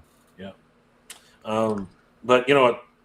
It really was just a life-changing experience, MOTUNIVERSE. Mike said it earlier. You expect one thing from a show. I've done a bunch of them. I've done a bunch of shows, but I do have to say that the atmosphere, the energy, everything about MOTUNIVERSE was just a cut above. You know what I mean? Again, what really got to me really was just how many people were so generous with their time.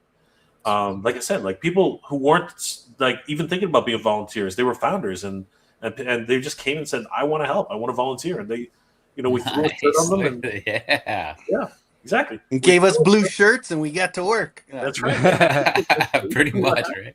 Like a paid. Think about it. They paid to be. Everybody paid to be there, and they're working that day. I lost my mind. It's incredible. I honestly, for me, the experience, it made it 10 times better, to where if I was just walking around like, going from, it would have been cool, but being involved and being able to help, like that for me, obviously you guys are my boys. Like I would never go expecting just to hang around and just, no, I'm not going to take up space, man. I'm going to help if I can, I mean, there were some times where I took up space, but most of the time I was at least trying to do something. So I just making me feel guilty. That's all I did. All I did was take up space. You took up a lot of space. But you gave a lot of people content and you gave them a lot of joy. Happiness, You gave them a lot of joy, Ron. So I have not talked that much in 48 hours ever in my life. I don't know how many times I said the same thing. You know what's crazy about Ron? So cool.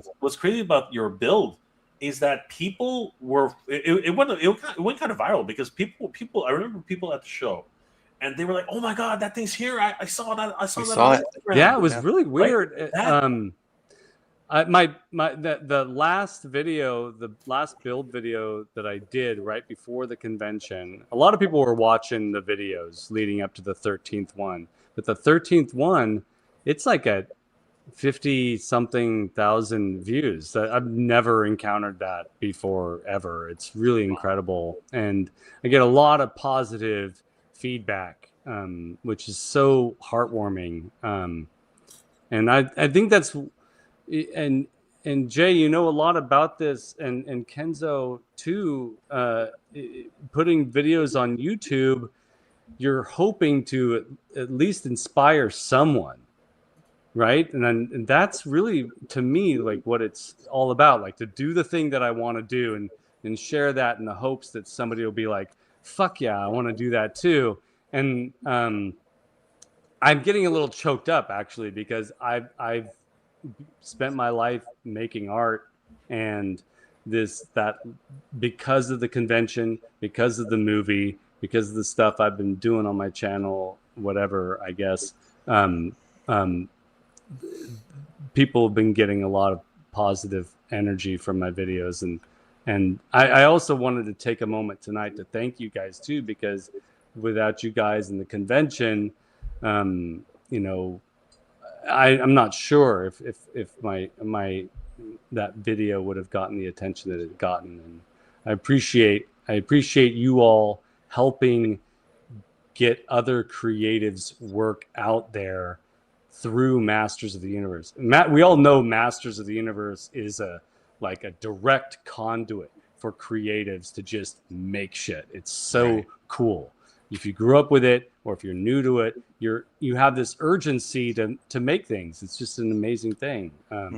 Or get involved imaginatively in the worlds that are involved with Masters of the Universe. But you guys really created a physical space where Broman and other creatives could share their stuff, and Total Madness Customs, who does the little G.I. Joe Masters of the Universe figures. Right. He brought them over and showed me, and that's just huge. So I just wanted to offer my sincere thanks to you guys for putting this convention on and providing that venue for creatives to just chat with each other and share their experiences. We were more than happy to have you guys. I mean, it's a what is it, symbiotic relationship there? We both were, you helped us, we help you, kind of thing. We love to see your guys. The creatives that Masters bring is some of the best creators I've ever seen. It's so cool. There's just some really amazing artwork, and just dioramas and giant castles that custom figures, and crazy original characters. It's mind-blowing. So we're MX, more than happy all the way from Mexico, you know what I mean? There was a lot of great creatives there, and again, that entire indie corner, you know what I mean? All those guys, they started on fans. Yeah. You know what I mean? Everybody there started off as a fan, and they had a dream, and they made their dream realities. You know what I mean? And that's what it's all about. And that's the kind of thing we wanted to bring. I mean, speaking of founders becoming volunteers, Moshman Sean. Yeah, huge, Sean. huge, freaking crazy. The guy literally. I think he was one of the. Like I said, he was one of those guys. Friday night, picking up his badge and literally looking at me, is like, "Jay, do you need any help?" I'm like, yeah. Yeah. Put the poor And then guy we to work. sucked him in all weekend. all the way to the end, right? All the way till Monday. He brought his truck. I gotta say directly to Mossman Sean, he's here and watching, and I don't know if I was able to express this to him when during the convention. Oh, nice. That's nice when he is. Yeah. Mossman Sean stood by me right there by my side at the end when we were moving those builds out, and those movers there that didn't seem to know what they were doing or what they'd gotten themselves into. And I was like, my heart was in my throat. I was scared every minute. And who was standing there right with me was Mossman Sean, along with a few other people too. But Mossman Sean stood by the whole time and was like offering this, he was like patting me on the back and offering such good advice and thoughts and like positivity. And that really, that's magic right there. That's magic. And again, I know we say it a lot in this group of us, but the community is so good. Oh yeah, just an amazing community. True. That's because it's true. Yeah, it is so true. Again, that past weekend was a testament to that. Like I said, people literally are. I just cannot stress enough. People paid to be there, and they literally started working for us. We were like, "What is going on?" That's when I knew. Again, I had so many. I've been to the roller coaster so many times, but at the end of the day, you just never know for the first year out. And as soon as I saw people just saying, literally, people who would pay to be there saying, "Hey, can I help you guys? You guys look like you could use some help." And I was like, "Please, anything you can." And I wasn't expecting to do the whole weekend.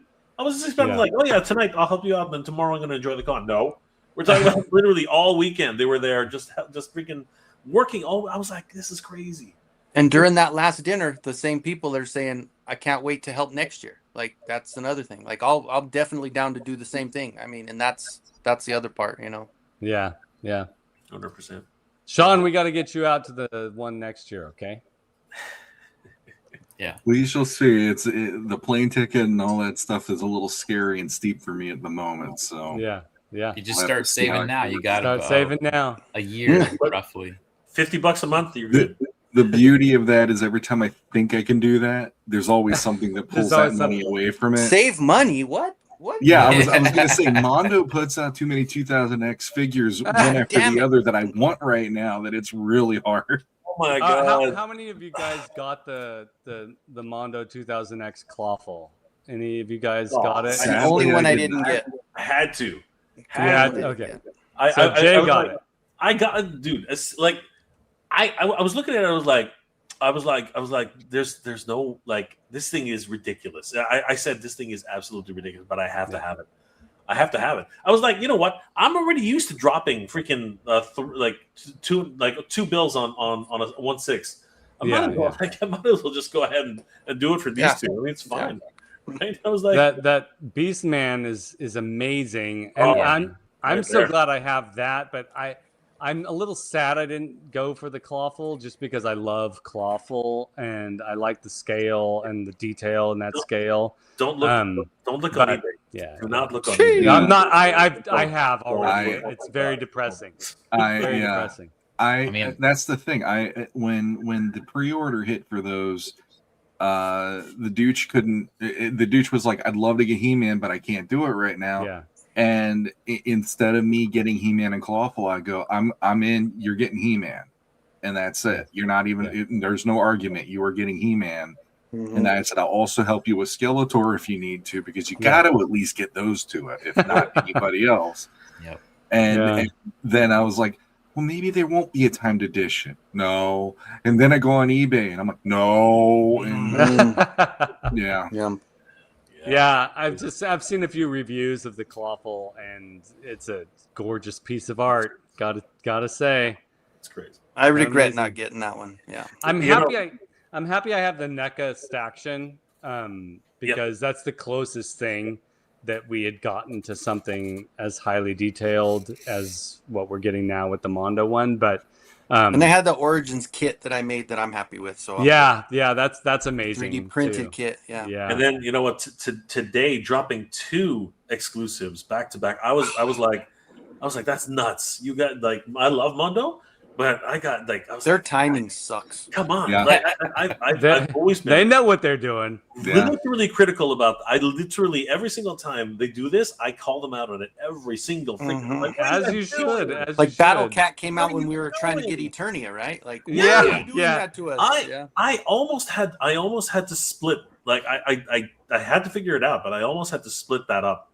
I was like, this is insane. Thankfully, they had a pay in 4 at the time, and with Cecil.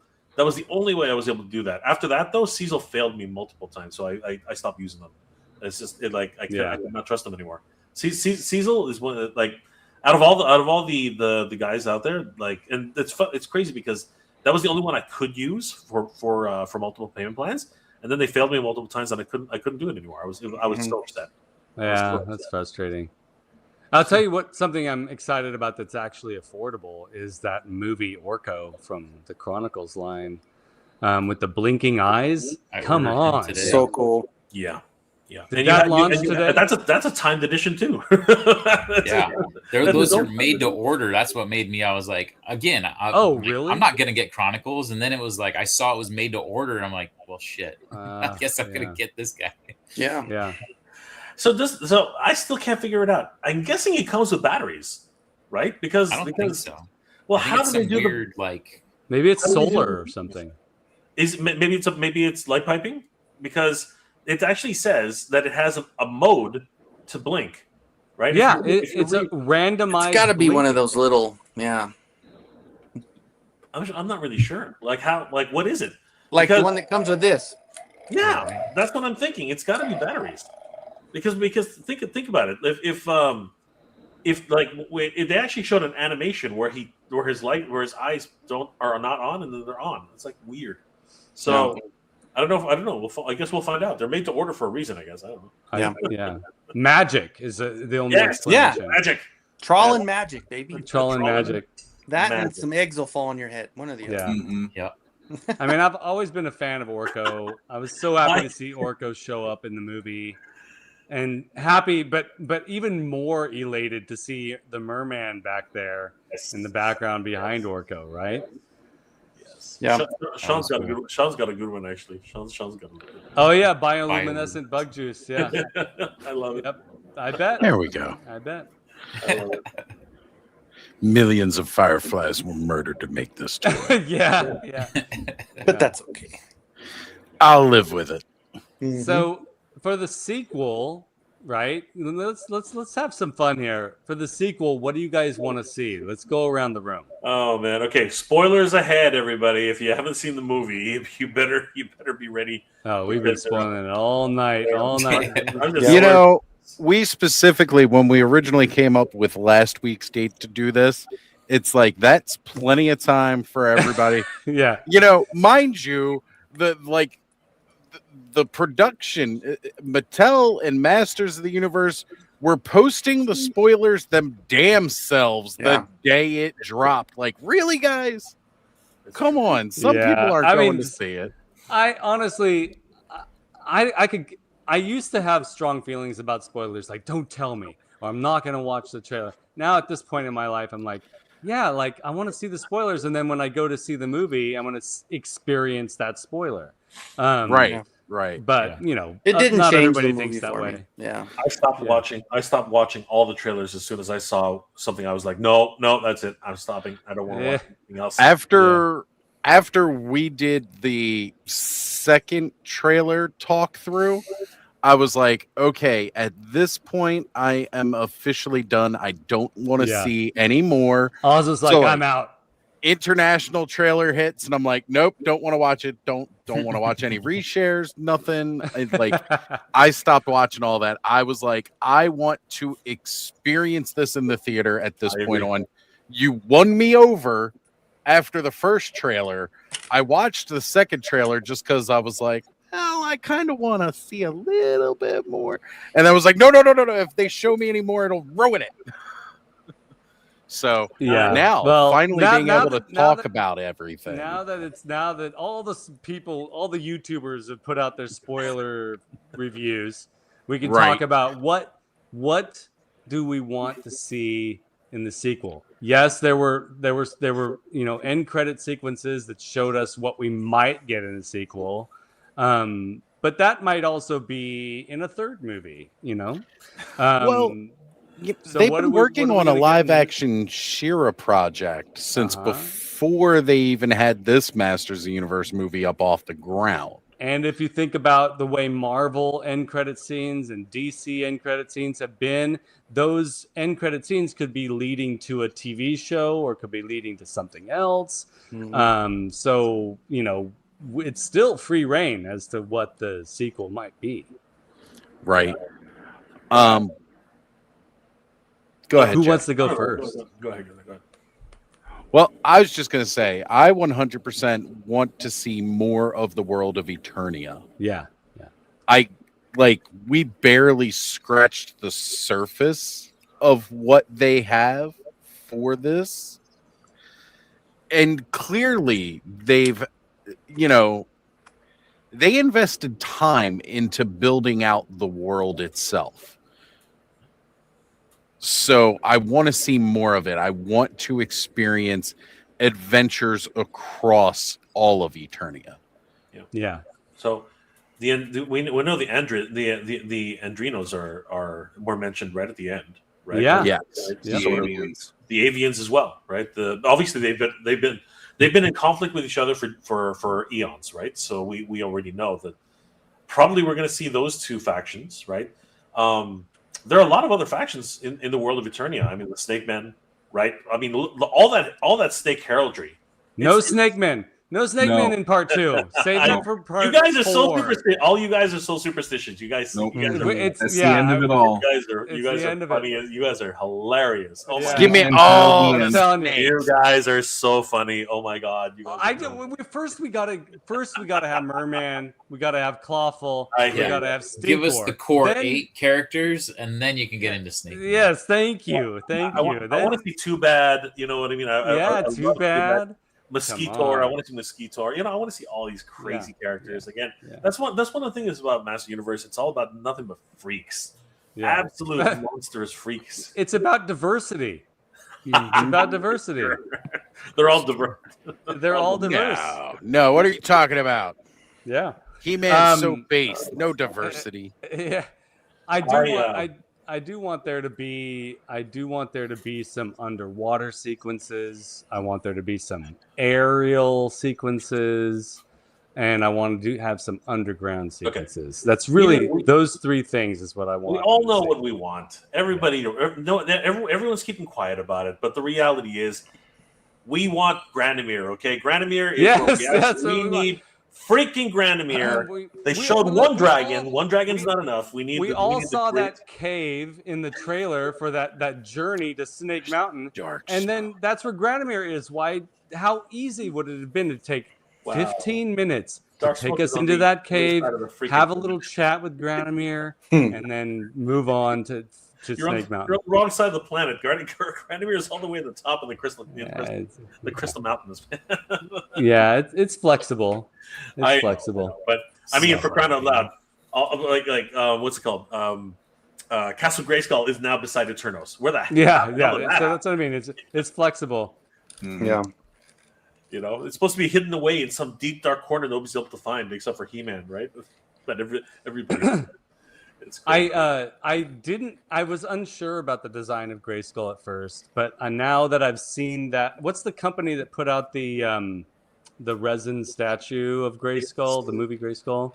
Is it Iron Studios? It might be Iron Studios. Yeah. I love the way that it's on this sloping sort of outcrop that you can't really see in the movie that goes down at an angle. That's a really cool design that we didn't really get to see a lot of in the film. Yeah, I broke it down on my trailer breakdown.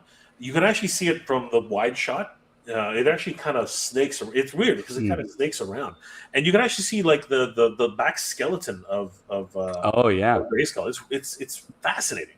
And then there's that mysterious singular tower, which a lot of people are saying it's like Point Dread, but I liken it to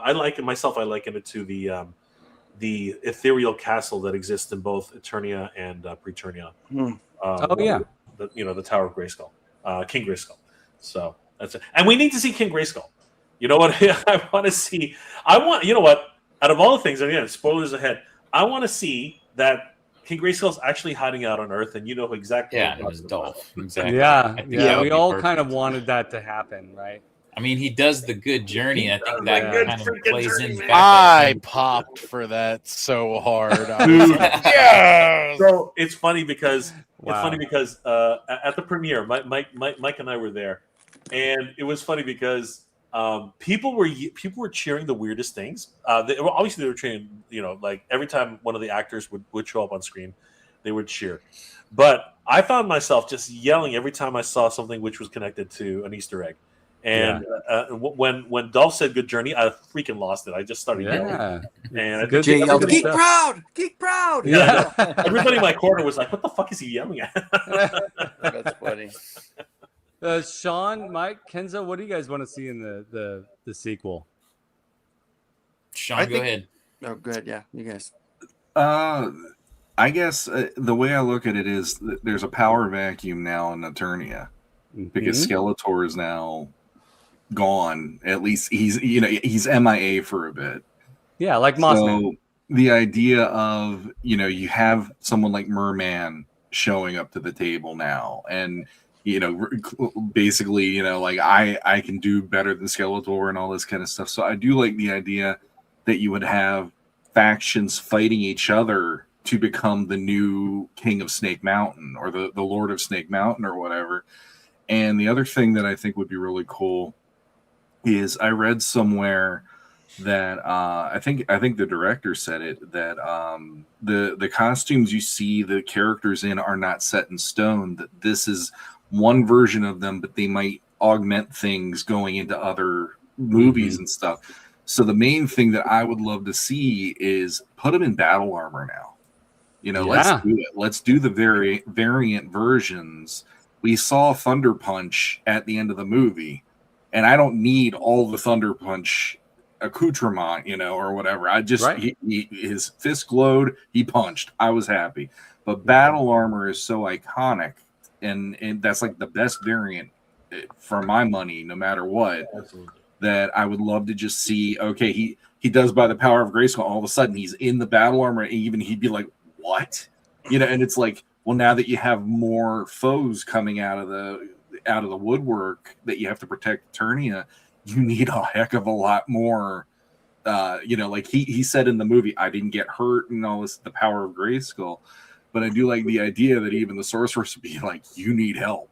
There's a bigger problem here, and I'm going to give you what you need. The power of Grayskull will give you the power-ups you need now, because there is a bigger problem than just Skeletor right around the corner. Mm-hmm. I would like love 2000X did. Yeah, love it. Yeah. Mike, Kenzo, I'll take. You want me to go? Okay. The Secret of the Sword. You just make that live action, and I'm sorry. There you go.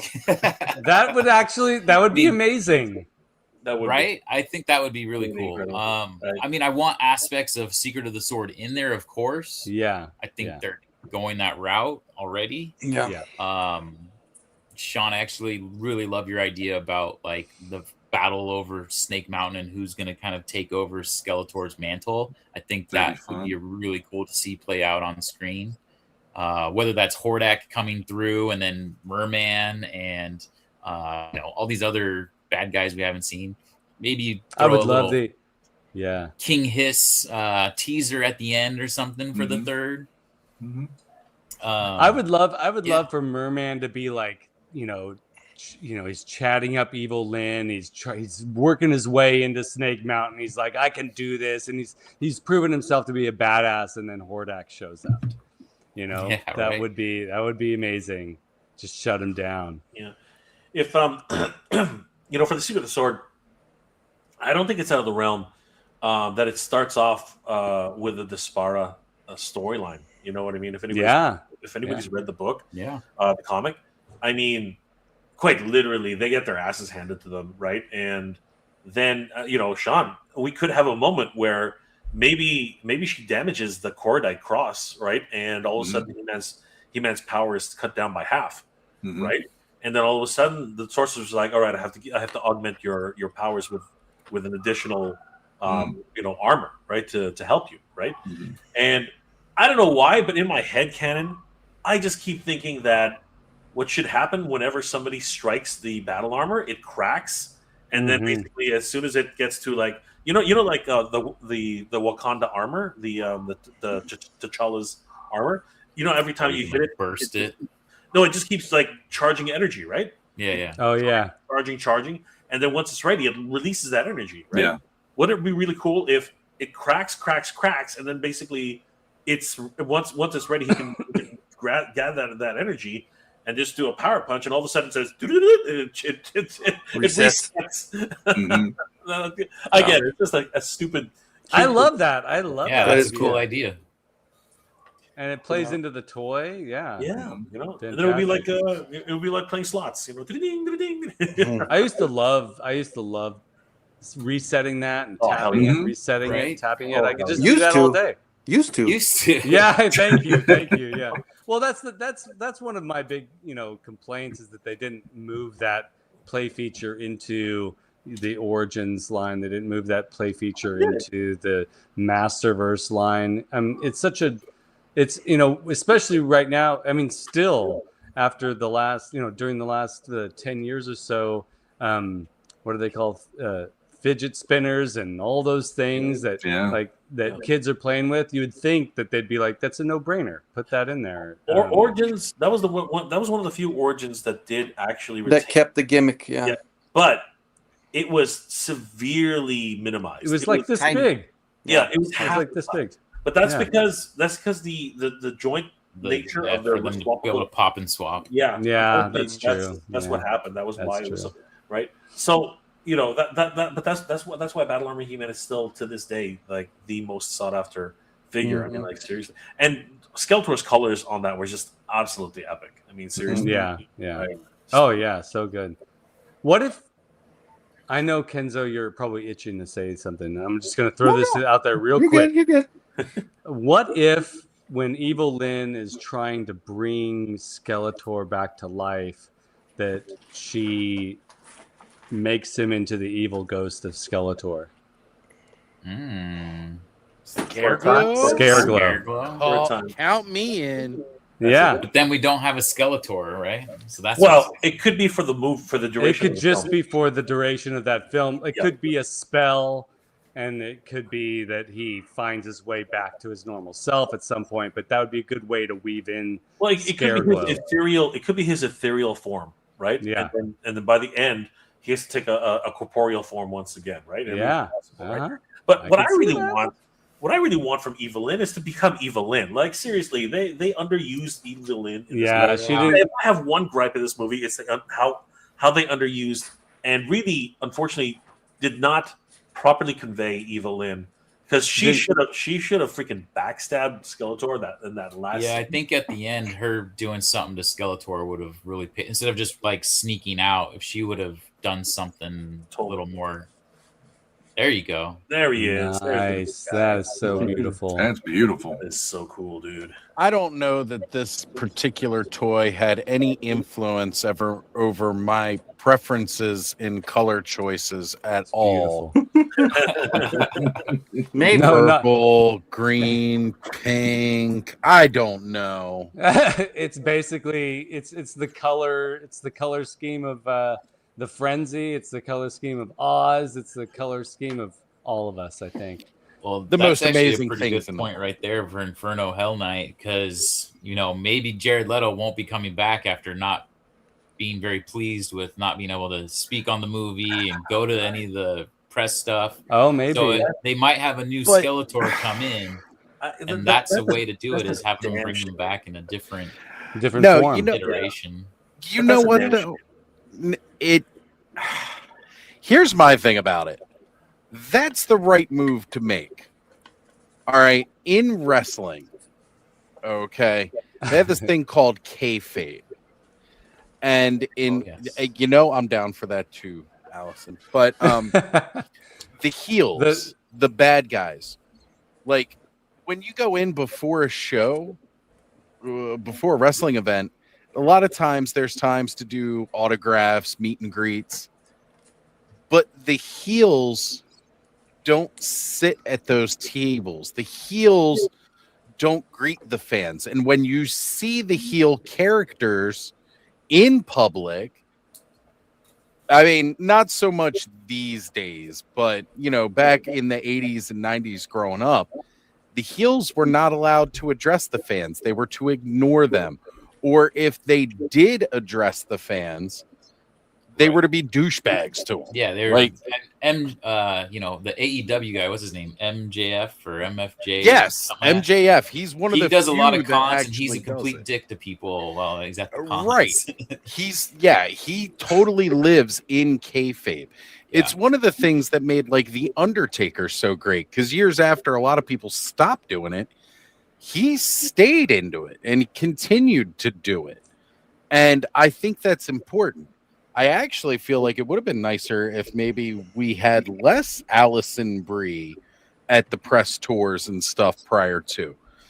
If honestly, it was really just mostly us seeing Adam, Tila, and Man at Arms, I think it would have been better. Because you saw everybody else except Jared Leto, and it was like, huh? If it was just the good guys, then I get it. But it's like right, but it was only not him. Yes, and I mean that's cool because I still didn't see his ass through the whole movie either, which was kind of nice. That's the other thing too. I'll be honest with you, it really is a shame. He did a great job, and he should have been there. I know there's weird stuff going on with him right now, but I mean, he did a great job. There's always weird stuff going on with him. He leads a cult. He has a cult island, and we all know how those turn out. He's not a very good person. Yeah, but he should still be able to go to a freaking premiere, man. I wouldn't have taken that away from him. I mean, seriously, I know that. I don't know what happened. The press around him, like at the time, was probably why they didn't want to bring any undue attention to it. But I mean, for 5 minutes, you can have him at least walk the carpet. I mean, don't. If anything, don't let him talk too much. Like, what's he going to say? Yeah. He's going to say, "By the way, please join my cult." Right.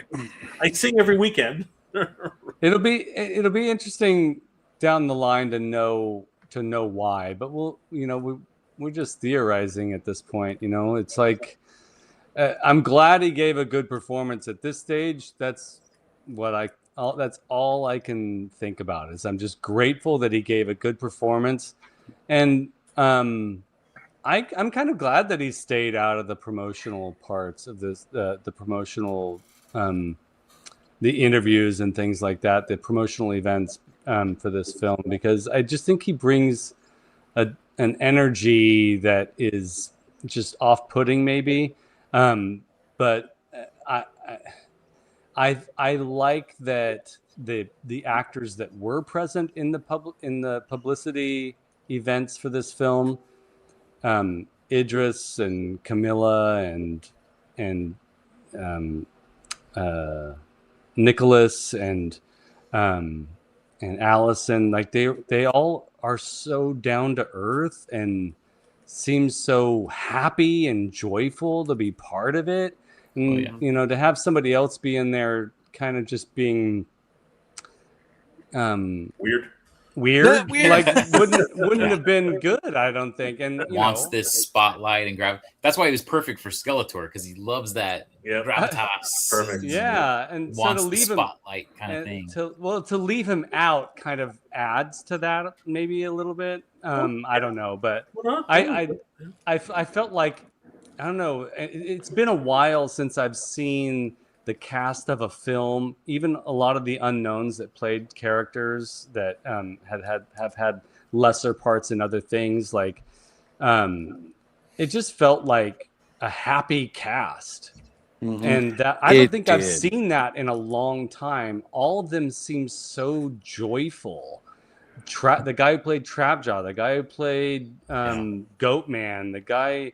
Well, Ram Man and Fisto. Ram Man and had so Fisto many are like good interviews hanging with them. out. And, You know what I mean? Yeah. All even leading up to like the production of the movie, when they would all post pictures of themselves together, like hanging out. They were in the gym working out together. Like, I haven't seen that kind of energy from a cast in a long time. I don't remember the last time I've seen such, like, just all smiles all across the board in every promotional, thing that they put out. And then you see a couple of interviews here and there with Jared Leto, and he's just so odd. And maybe it was a wise choice to just sort of keep him out, because he, maybe the producers could tell, like, this guy just isn't gelling with the rest of the cast, or it doesn't quite fit in. But also maybe let's use that as a way to add mystery to it. Maybe, I don't know. Well, the other thing about that too is it gives a lot of the cast who we might not have ever seen before in anything previously the spotlight to really like the guy that played Fisto is like, he's a character actor, so he's been in some things, but I've never seen him before. Yeah. And then all of a sudden to have him show up at the premiere and he's having his Fisto figure from when he's a kid in his lapel. Yeah, it's awesome. And I'm sitting there going, I think this person might be one of my favorite people on the planet right now, because he is a 40-something-year-old man who's getting to live out. I got to play one of my action figures that I absolutely loved as a kid, like that is, and the other thing that got me, and this was just me, it was almost like a comedy sketch for me, is the actor who played Ram Man. In the movie, he's gruff and all that stuff.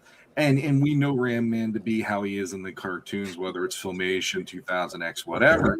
And then when you hear him, he's got a British accent and he's so insightful. And I'm just like, of course he would be. Right. This guy gets to go, "Duh," if he's in a character. And instead, when he's not in character, well, that's a very wonderful question. I'd like to respond to you properly. I'm just like, oh my God, this is killing me.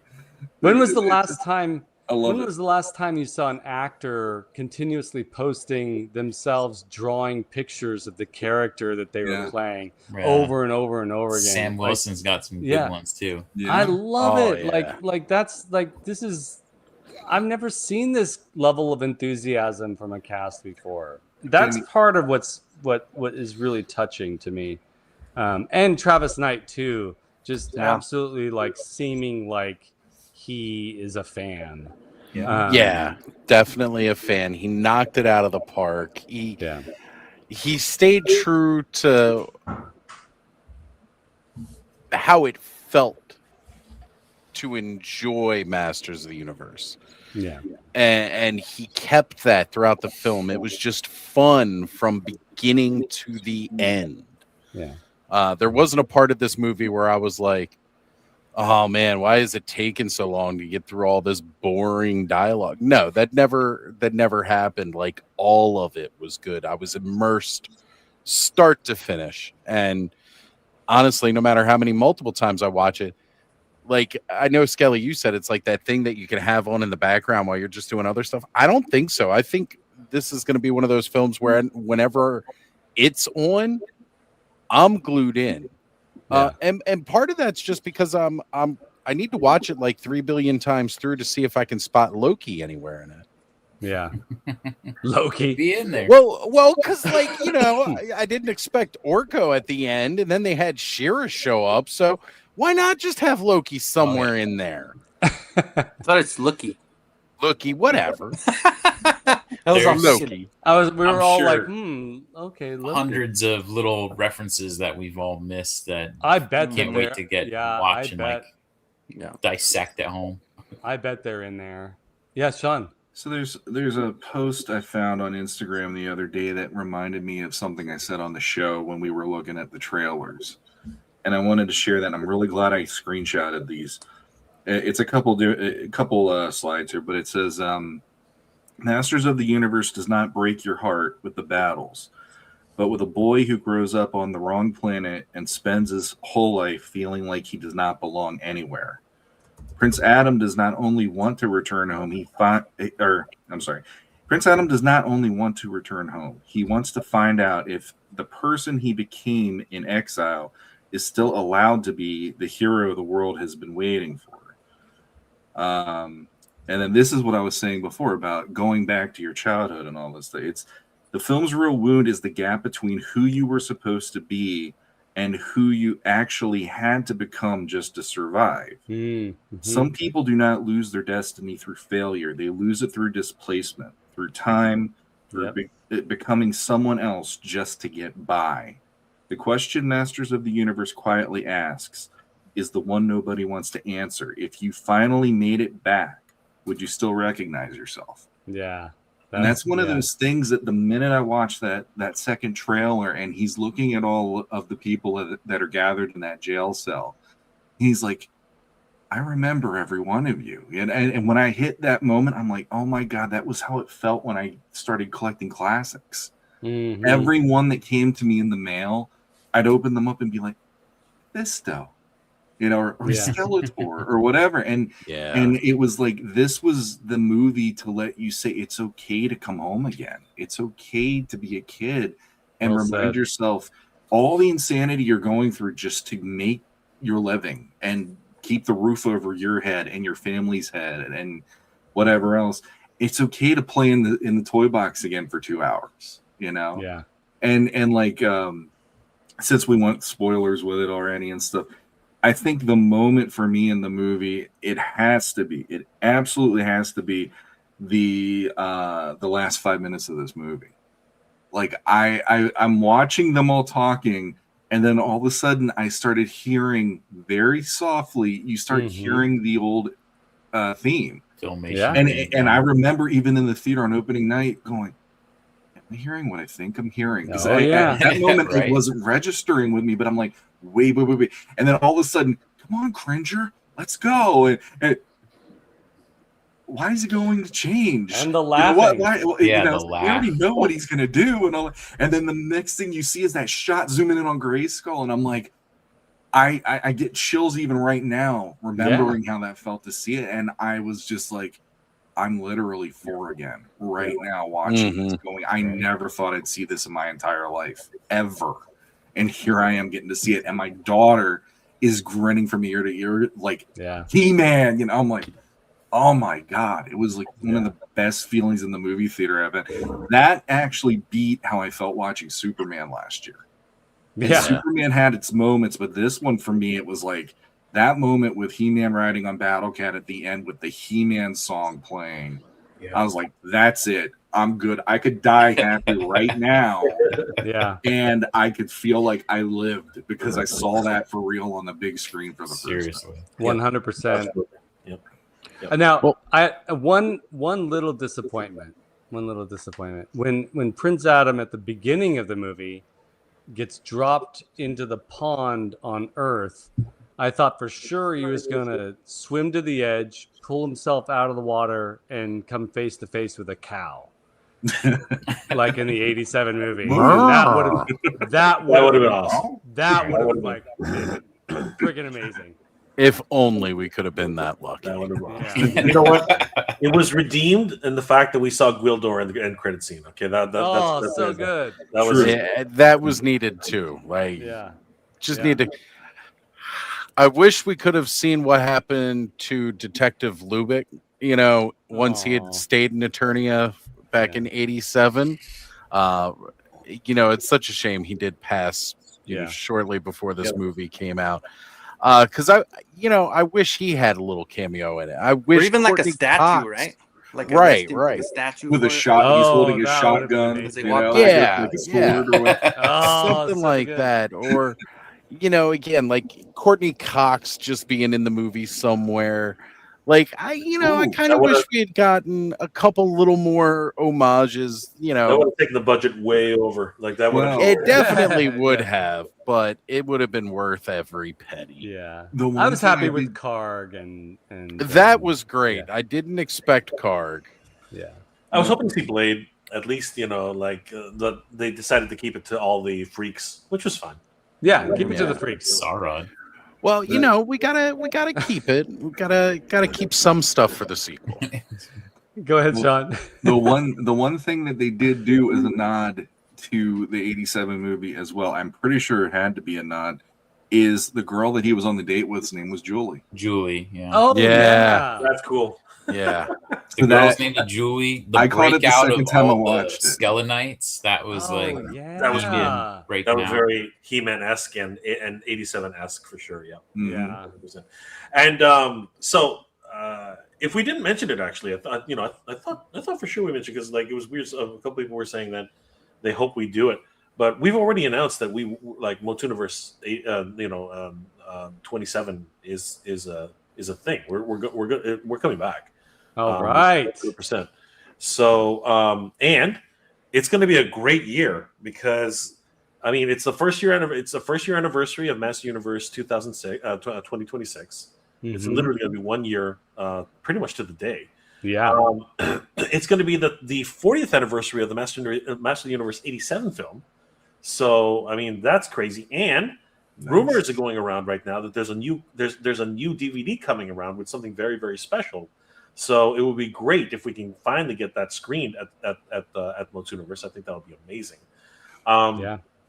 And just like we were talking about on the Frenzy before, we should just watch and roast that film to high heaven. I mean, it's so much fun to be able to do something like that. Oh yeah.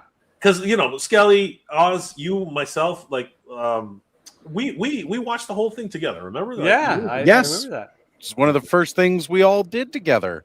Yeah. And it was a fun time. It was a blast. And now Mikey knows that next time he sees Dolph, he's got to let him know I'm still waiting him to answer that request. Oh yes, yeah. I'm gonna push through It's the freaking been like line. 4 years to just push through the line and tell him Ostradamus Toys wants to know why you haven't responded to his DM yet. Yeah. So you heard it here, folks. There's going to be a conversation between Dolph and Oz at the next MOTUNIVERSE convention in 2027. And I'm gonna start training now. There's gonna be a wrestling match. Buy your tickets now. Wait, so does this mean, now I'm gonna ask the hard questions. Does this mean that you guys have already talked to the Torrance Marriott? So in part, yes, but we haven't signed any contract. All right. Well, that's a good. I will say that we are looking at June 5th and 6th of 2027. Oh my god! But we have not signed that date, so it's not 100%. But Well, that's amazing. what we're looking at. We are in talks because we actually we don't have a contract per se, but we have in theory a 2 year commitment. Yeah. Last So that's year how we that signed on saying that we want to stay there at least 2 years. Yeah. So now it's just a matter of getting the details of this second year locked in place. Nice. I'm And excited. We would love to do it on the anniversary of the show, of the movie. Yes. I mean that's I think our that plan. just makes sense. It's the week after Memorial Day. We got a lot of feedback that Memorial Day weekend was a little rough. Prices went up that weekend for traveling. That makes sense. Try to do family plans and things like that. So this would be the weekend after Memorial Day weekend, which means you still have a short week. If you do want to plan out, you can, you'll have that Monday off, or if you're a federal worker, and then the following weekend after that. Okay. I like this. I'm already excited. And if we can, and you know what, I'm gonna head down to Texas, and Alan and I are gonna bring back a Skeletor, a snake, a Castle Grayskull. Yes. Yeah, and folks, if you're watching and you like the builds that I do, I only work on commission. So if you want the commission that I make for you to be shown at MOTUNIVERSE, I highly recommend you put your order in now, because doing it in 4 months was absolutely insane. Crazy. Yeah. So. And then I think one would have been okay, but you did freaking two, dude. That was the problem. That's one what would have been crazy. fine. That was bonkers. Fine. Yeah. The fact that you were able to get them done, like, still blew. Mind you, I watched the whole process, and it still blew my mind. It blew my mind too, and my body is still pissed off at me for having done that. I didn't take time off of work, so I'm working my 40-hour-a-week job, come home, work on the builds, work, and straight through the weekends. My family hated me during the last 2 months, especially, but like, they're very nice people, so I'm very lucky. But like, it was really hard on me, and my body told me afterward, for sure. Yeah. And that's probably where. I'm pretty sure the movers had a fun time with that too. I mean, I haven't really been talking about it with anybody, but the movers have still been going back and forth with the owner of the builds, and so they haven't. Wait, they're not there yet? They're not there yet. They've had to. Where could it be? Where is it? Still being stored. Like, still in storage. They're safe. Wow. They're in storage, but I guess there were some discrepancies, but they will make it to Arcola, Illinois safely. It's just they haven't hit the road yet. I mean, they're only going to be there for a little bit, and then are they going to still take them to MOTU I thought Fest? they were supposed to be going to MOTU Fest as Fingers well. Fingers crossed. I mean, that's in September, right? So they have time. I'm sure that will happen. Yeah, I haven't, months. but I will say that the owners, James, who commissioned them, and the Aikman Wildlife Park and Masters of All Toys Museum, James has been chatting with me back and forth over the last few weeks, and he's a little frustrated with the company. Speaking of James, he was another one that just came. How can I help? I gotta say, James, I'm always nervous about meeting the people who commission these things, but meeting James was extraordinary. The guy's doing amazing stuff with his wildlife park, and he's really dedicated to his family, and he was so helpful at the convention, not only for you guys, but also for me too. And what a great guy. Yeah. And I hope that they work everything out so that they get there safely, but I have faith that they will. But I'm still a little bit on edge. I won't be able to really relax until I know that they're at their actual home. Yes, right? exactly. Yeah, exactly. I definitely did not foresee them. Like, that blows me away. They haven't been there yet. I don't know what kind of disputes going on, but I think that the size threw them off. They had the measurements, but I don't think they could visualize exactly what it was. Okay, but I'm gonna say this to you guys and to the 27 people that are watching and whoever watches this later. When a mover shows up to your house or to your thing, and you know that they're going to be helping you move stuff, and they don't have a tape measure, fire them right away. Yeah, no kidding. Okay, that's just basic mover etiquette. Have a tape measure. And that was two movers credit, having been a mover previously. We didn't break out the tape measure unless we really need to. There was one in the truck. But after you've been doing it day after day for years, if you've got any kind of experience, you can start walking in and eyeballing and knowing exactly how big an item is, where it's going to fit. You do because but the key to your statement there, though, Oz, is it was in the freaking truck. I think what Ron's trying to say is they didn't even have it in the truck. I think that's actually what he's they didn't. The truck was a gigantic truck, and they had it full of other stuff. That was another problem too. It's like your carpenter can have a nail gun, but you need a nail or you need a hammer backup just in case. Yeah, and also you have to have wood. It's like you have a truck. That they should have had. They should have deck bars. Are they close, or are they still like in California in storage? They're in Los Angeles. They're near you, actually, Mike. Oh wow! Also, they left behind the particle board. They left behind a chipwood board at the show. We were worried that we would have had to trash that ourselves. Luckily, what's it called? Scott Zellner actually took it with him. He was like, "Oh, really? Okay." Yeah, he took it. I was like, "Okay," because I almost thought they were going to leave their little hand cart forklift thing there too. But what are you going to do? And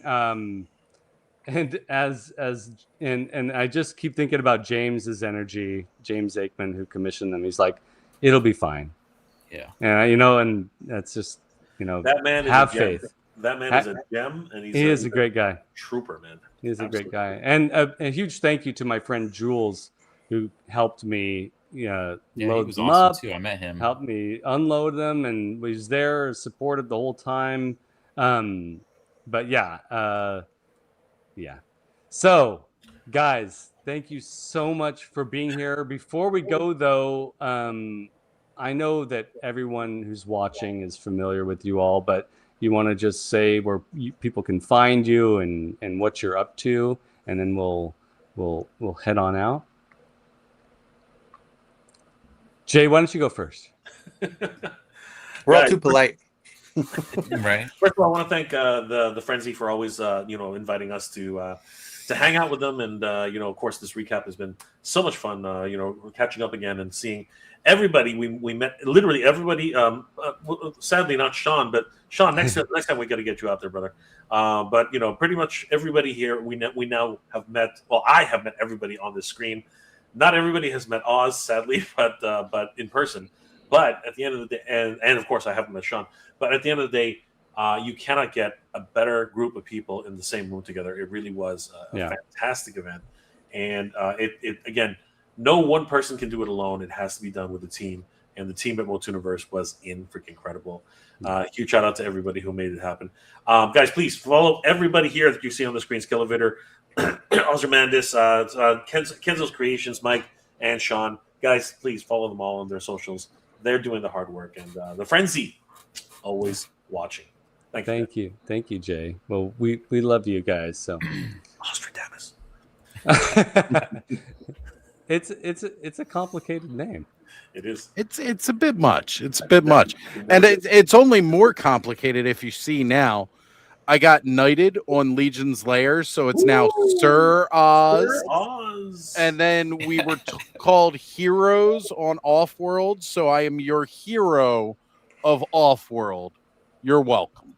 Yeah, that's you've just lengthened your name by how many letters? Way too many. And it's sticking around. Sean, that's how about exactly you? What happened, Mike. They knighted me. I am Sir Oz. That's awesome. This is what I get for quitting Offworld. Now I don't have a hero or sir or anything. I'm just Sean. You're cool, Uncle Sean. I'm Uncle Sean. I'm like Uncle Fester. With the hot dogs. Am I in an the unk mix. now? And I think I'm a chopped unk. I'm a little afraid that you're not going to mention this, but lately you've been posting these midnight monologues on your Instagram that are just pure gold.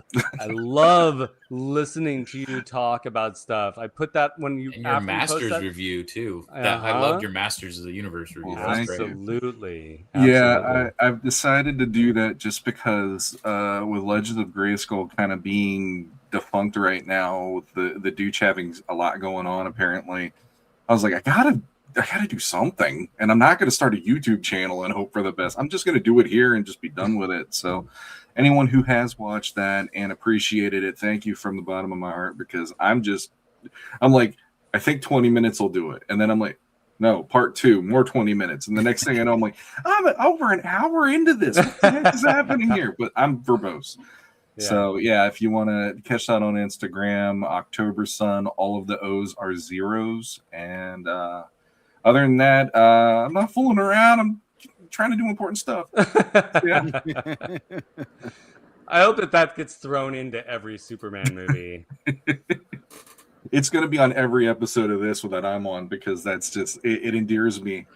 Yeah, the fact that that's what Skelly thought the minute he heard that line. Is I heard your voice, just like Sean? That's Sean. That'll forever be Sean. Stuff. I'm doing important stuff. Mike, how about you? You can find me on Eternian Royalty on Instagram and YouTube. Right now, obviously, with MOTUNIVERSE 2026 behind me, it's actually finishing up. A couple things left for 2026. I promise all the founders you will get your items. We are working on it. Jay's still in Canada, and pricing to ship from Canada to you guys was crazy. So Jay is going to cross into the U.S. I'm crossing the border tomorrow. I'm crossing the border to get everything to me, and then I will disperse. Cool. So thank you guys so much for your patience with that. Other than that, about a month out from Comic-Con, that's my Super Bowl. So definitely follow along if you like. Oh, yeah. I'm Oz's on the boots floor, on the ground, boots on the ground to push people out of the way, whether they work there or not, just to get the shot for Oz. That's right, man. It doesn't matter who they are. Mike's gonna let them know. Ostradamus Toys said, "Get the hell out of the way." Ostradamus Toys coming through. I always tell them, look, no matter what you do, just put the blame back on me. You're too nice of a guy to take that heat. And Mikey's just like, whatever, get out of my way. Did Mike just run over Pixel Dan? Oh my God. And then I just yell, it's all for Oz. It's all for Oz as I'm doing it. Yeah, they just get over it. You know, by the time I ever make it to San Diego Comic-Con, there's going to be wanted flyers up for me. Do not serve this man. Yeah, that's exactly it. But that's it. And then I'm moving to like the Newport Beach area in a month too. Oh, so lots of crazy changes just in personal life. So you'll see a new setup in a month behind me too. Wow. I just picked these up from Denny's. So that was a cool nice pickup. Some new friends. Tell me, are you getting a bigger space now because there's that much MOTUNIVERSE, Motu stuff going on? Hopefully, we'll see how much the wife lets me expand. What can be displayed? We'll see. I love it. That's it. Make sure to film all the moving of your toys. Oh yeah, there's a lot. Post it on your YouTube channel. Content, baby. Yeah. Right. Well, you'll see me on here, Kenzo's Creations. I've got randomness. I open toys sometimes. I make stuff. Oh yeah, like and Skelly Tuesday says. nights. We have a Tuesday night show. Don't forget Mikey that. and myself, Mo Tuesday Night Live. Best intro and outro on YouTube. But, absolutely, I can definitely vouch for this. 100%. Love so it. I'll be doing a lot of that.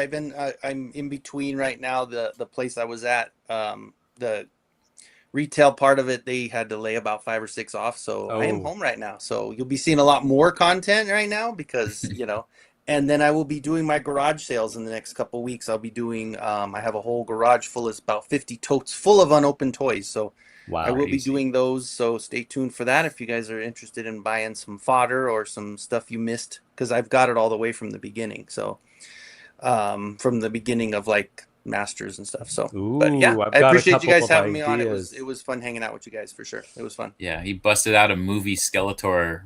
That was last night, right? And I was like, damn, that was one I never freaking got. I'm like, okay, yeah, if you got He-Man to go with them, I'll take the set. Which I do. So nice. Yeah.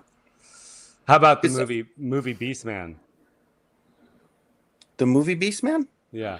The 87. He's asking if you got any extras. I can't find one. I got the one up on the rack. Actually, I had one that was purchased by Eugene last year that I hadn't. Well, he committed to it, but he paid just yesterday for it. So yeah, I'm sending it out to Eugene for that one. He had he had wanted it since last year. Lucky Eugene. That's cool. I hope they do a reprint. I really do, but they won't. No, they won't. Like once they're done with something, compared it's to what gone. it's going for right now. Oh yeah, it's really pricey right now. My God, those movie figures, their price from the Masterverse, I never expected those figures to go the way they did. Crazy, right? I didn't expect that the cartoon collection Beastman would be so pricey. Yeah. Right? Yeah, that too. That's a surprise. Insane. Yeah. Beastman's got fans. He's a furry. You know what? That's what it is. As Alan bought all of them, yeah. Because of that, it became so rare. The price is just. Man, he is sitting on a mint. Then that's awesome. I haven't been doing anything on my YouTube channel really since the MOTUNIVERSE convention. I've been exhausted. I got sick, and I actually have been having a hard time coming up with a plan for the next build. But just recently, I came up with an idea for something I might make for myself. So keep an eye out on my YouTube channel for something coming up. And I have been contemplating bringing something back that I used to do on my YouTube channel on a weekly basis that I'm thinking about relaunching here. So keep an eye on the channel for that stuff. How about you, Oz? What's going on? Oh man, what isn't going on? I mean, as you guys know, like I said, I'm your hero of Off-World. There's a pretty good possibility I might actually be on Off-World tomorrow night. You never know. And then this Saturday on the Clubhouse, 10 p.m.-ish Eastern, 7 p.m.-ish Pacific, and everybody's favorite time, 8 p.m.-ish Kenny time. We are going to be doing a whole episode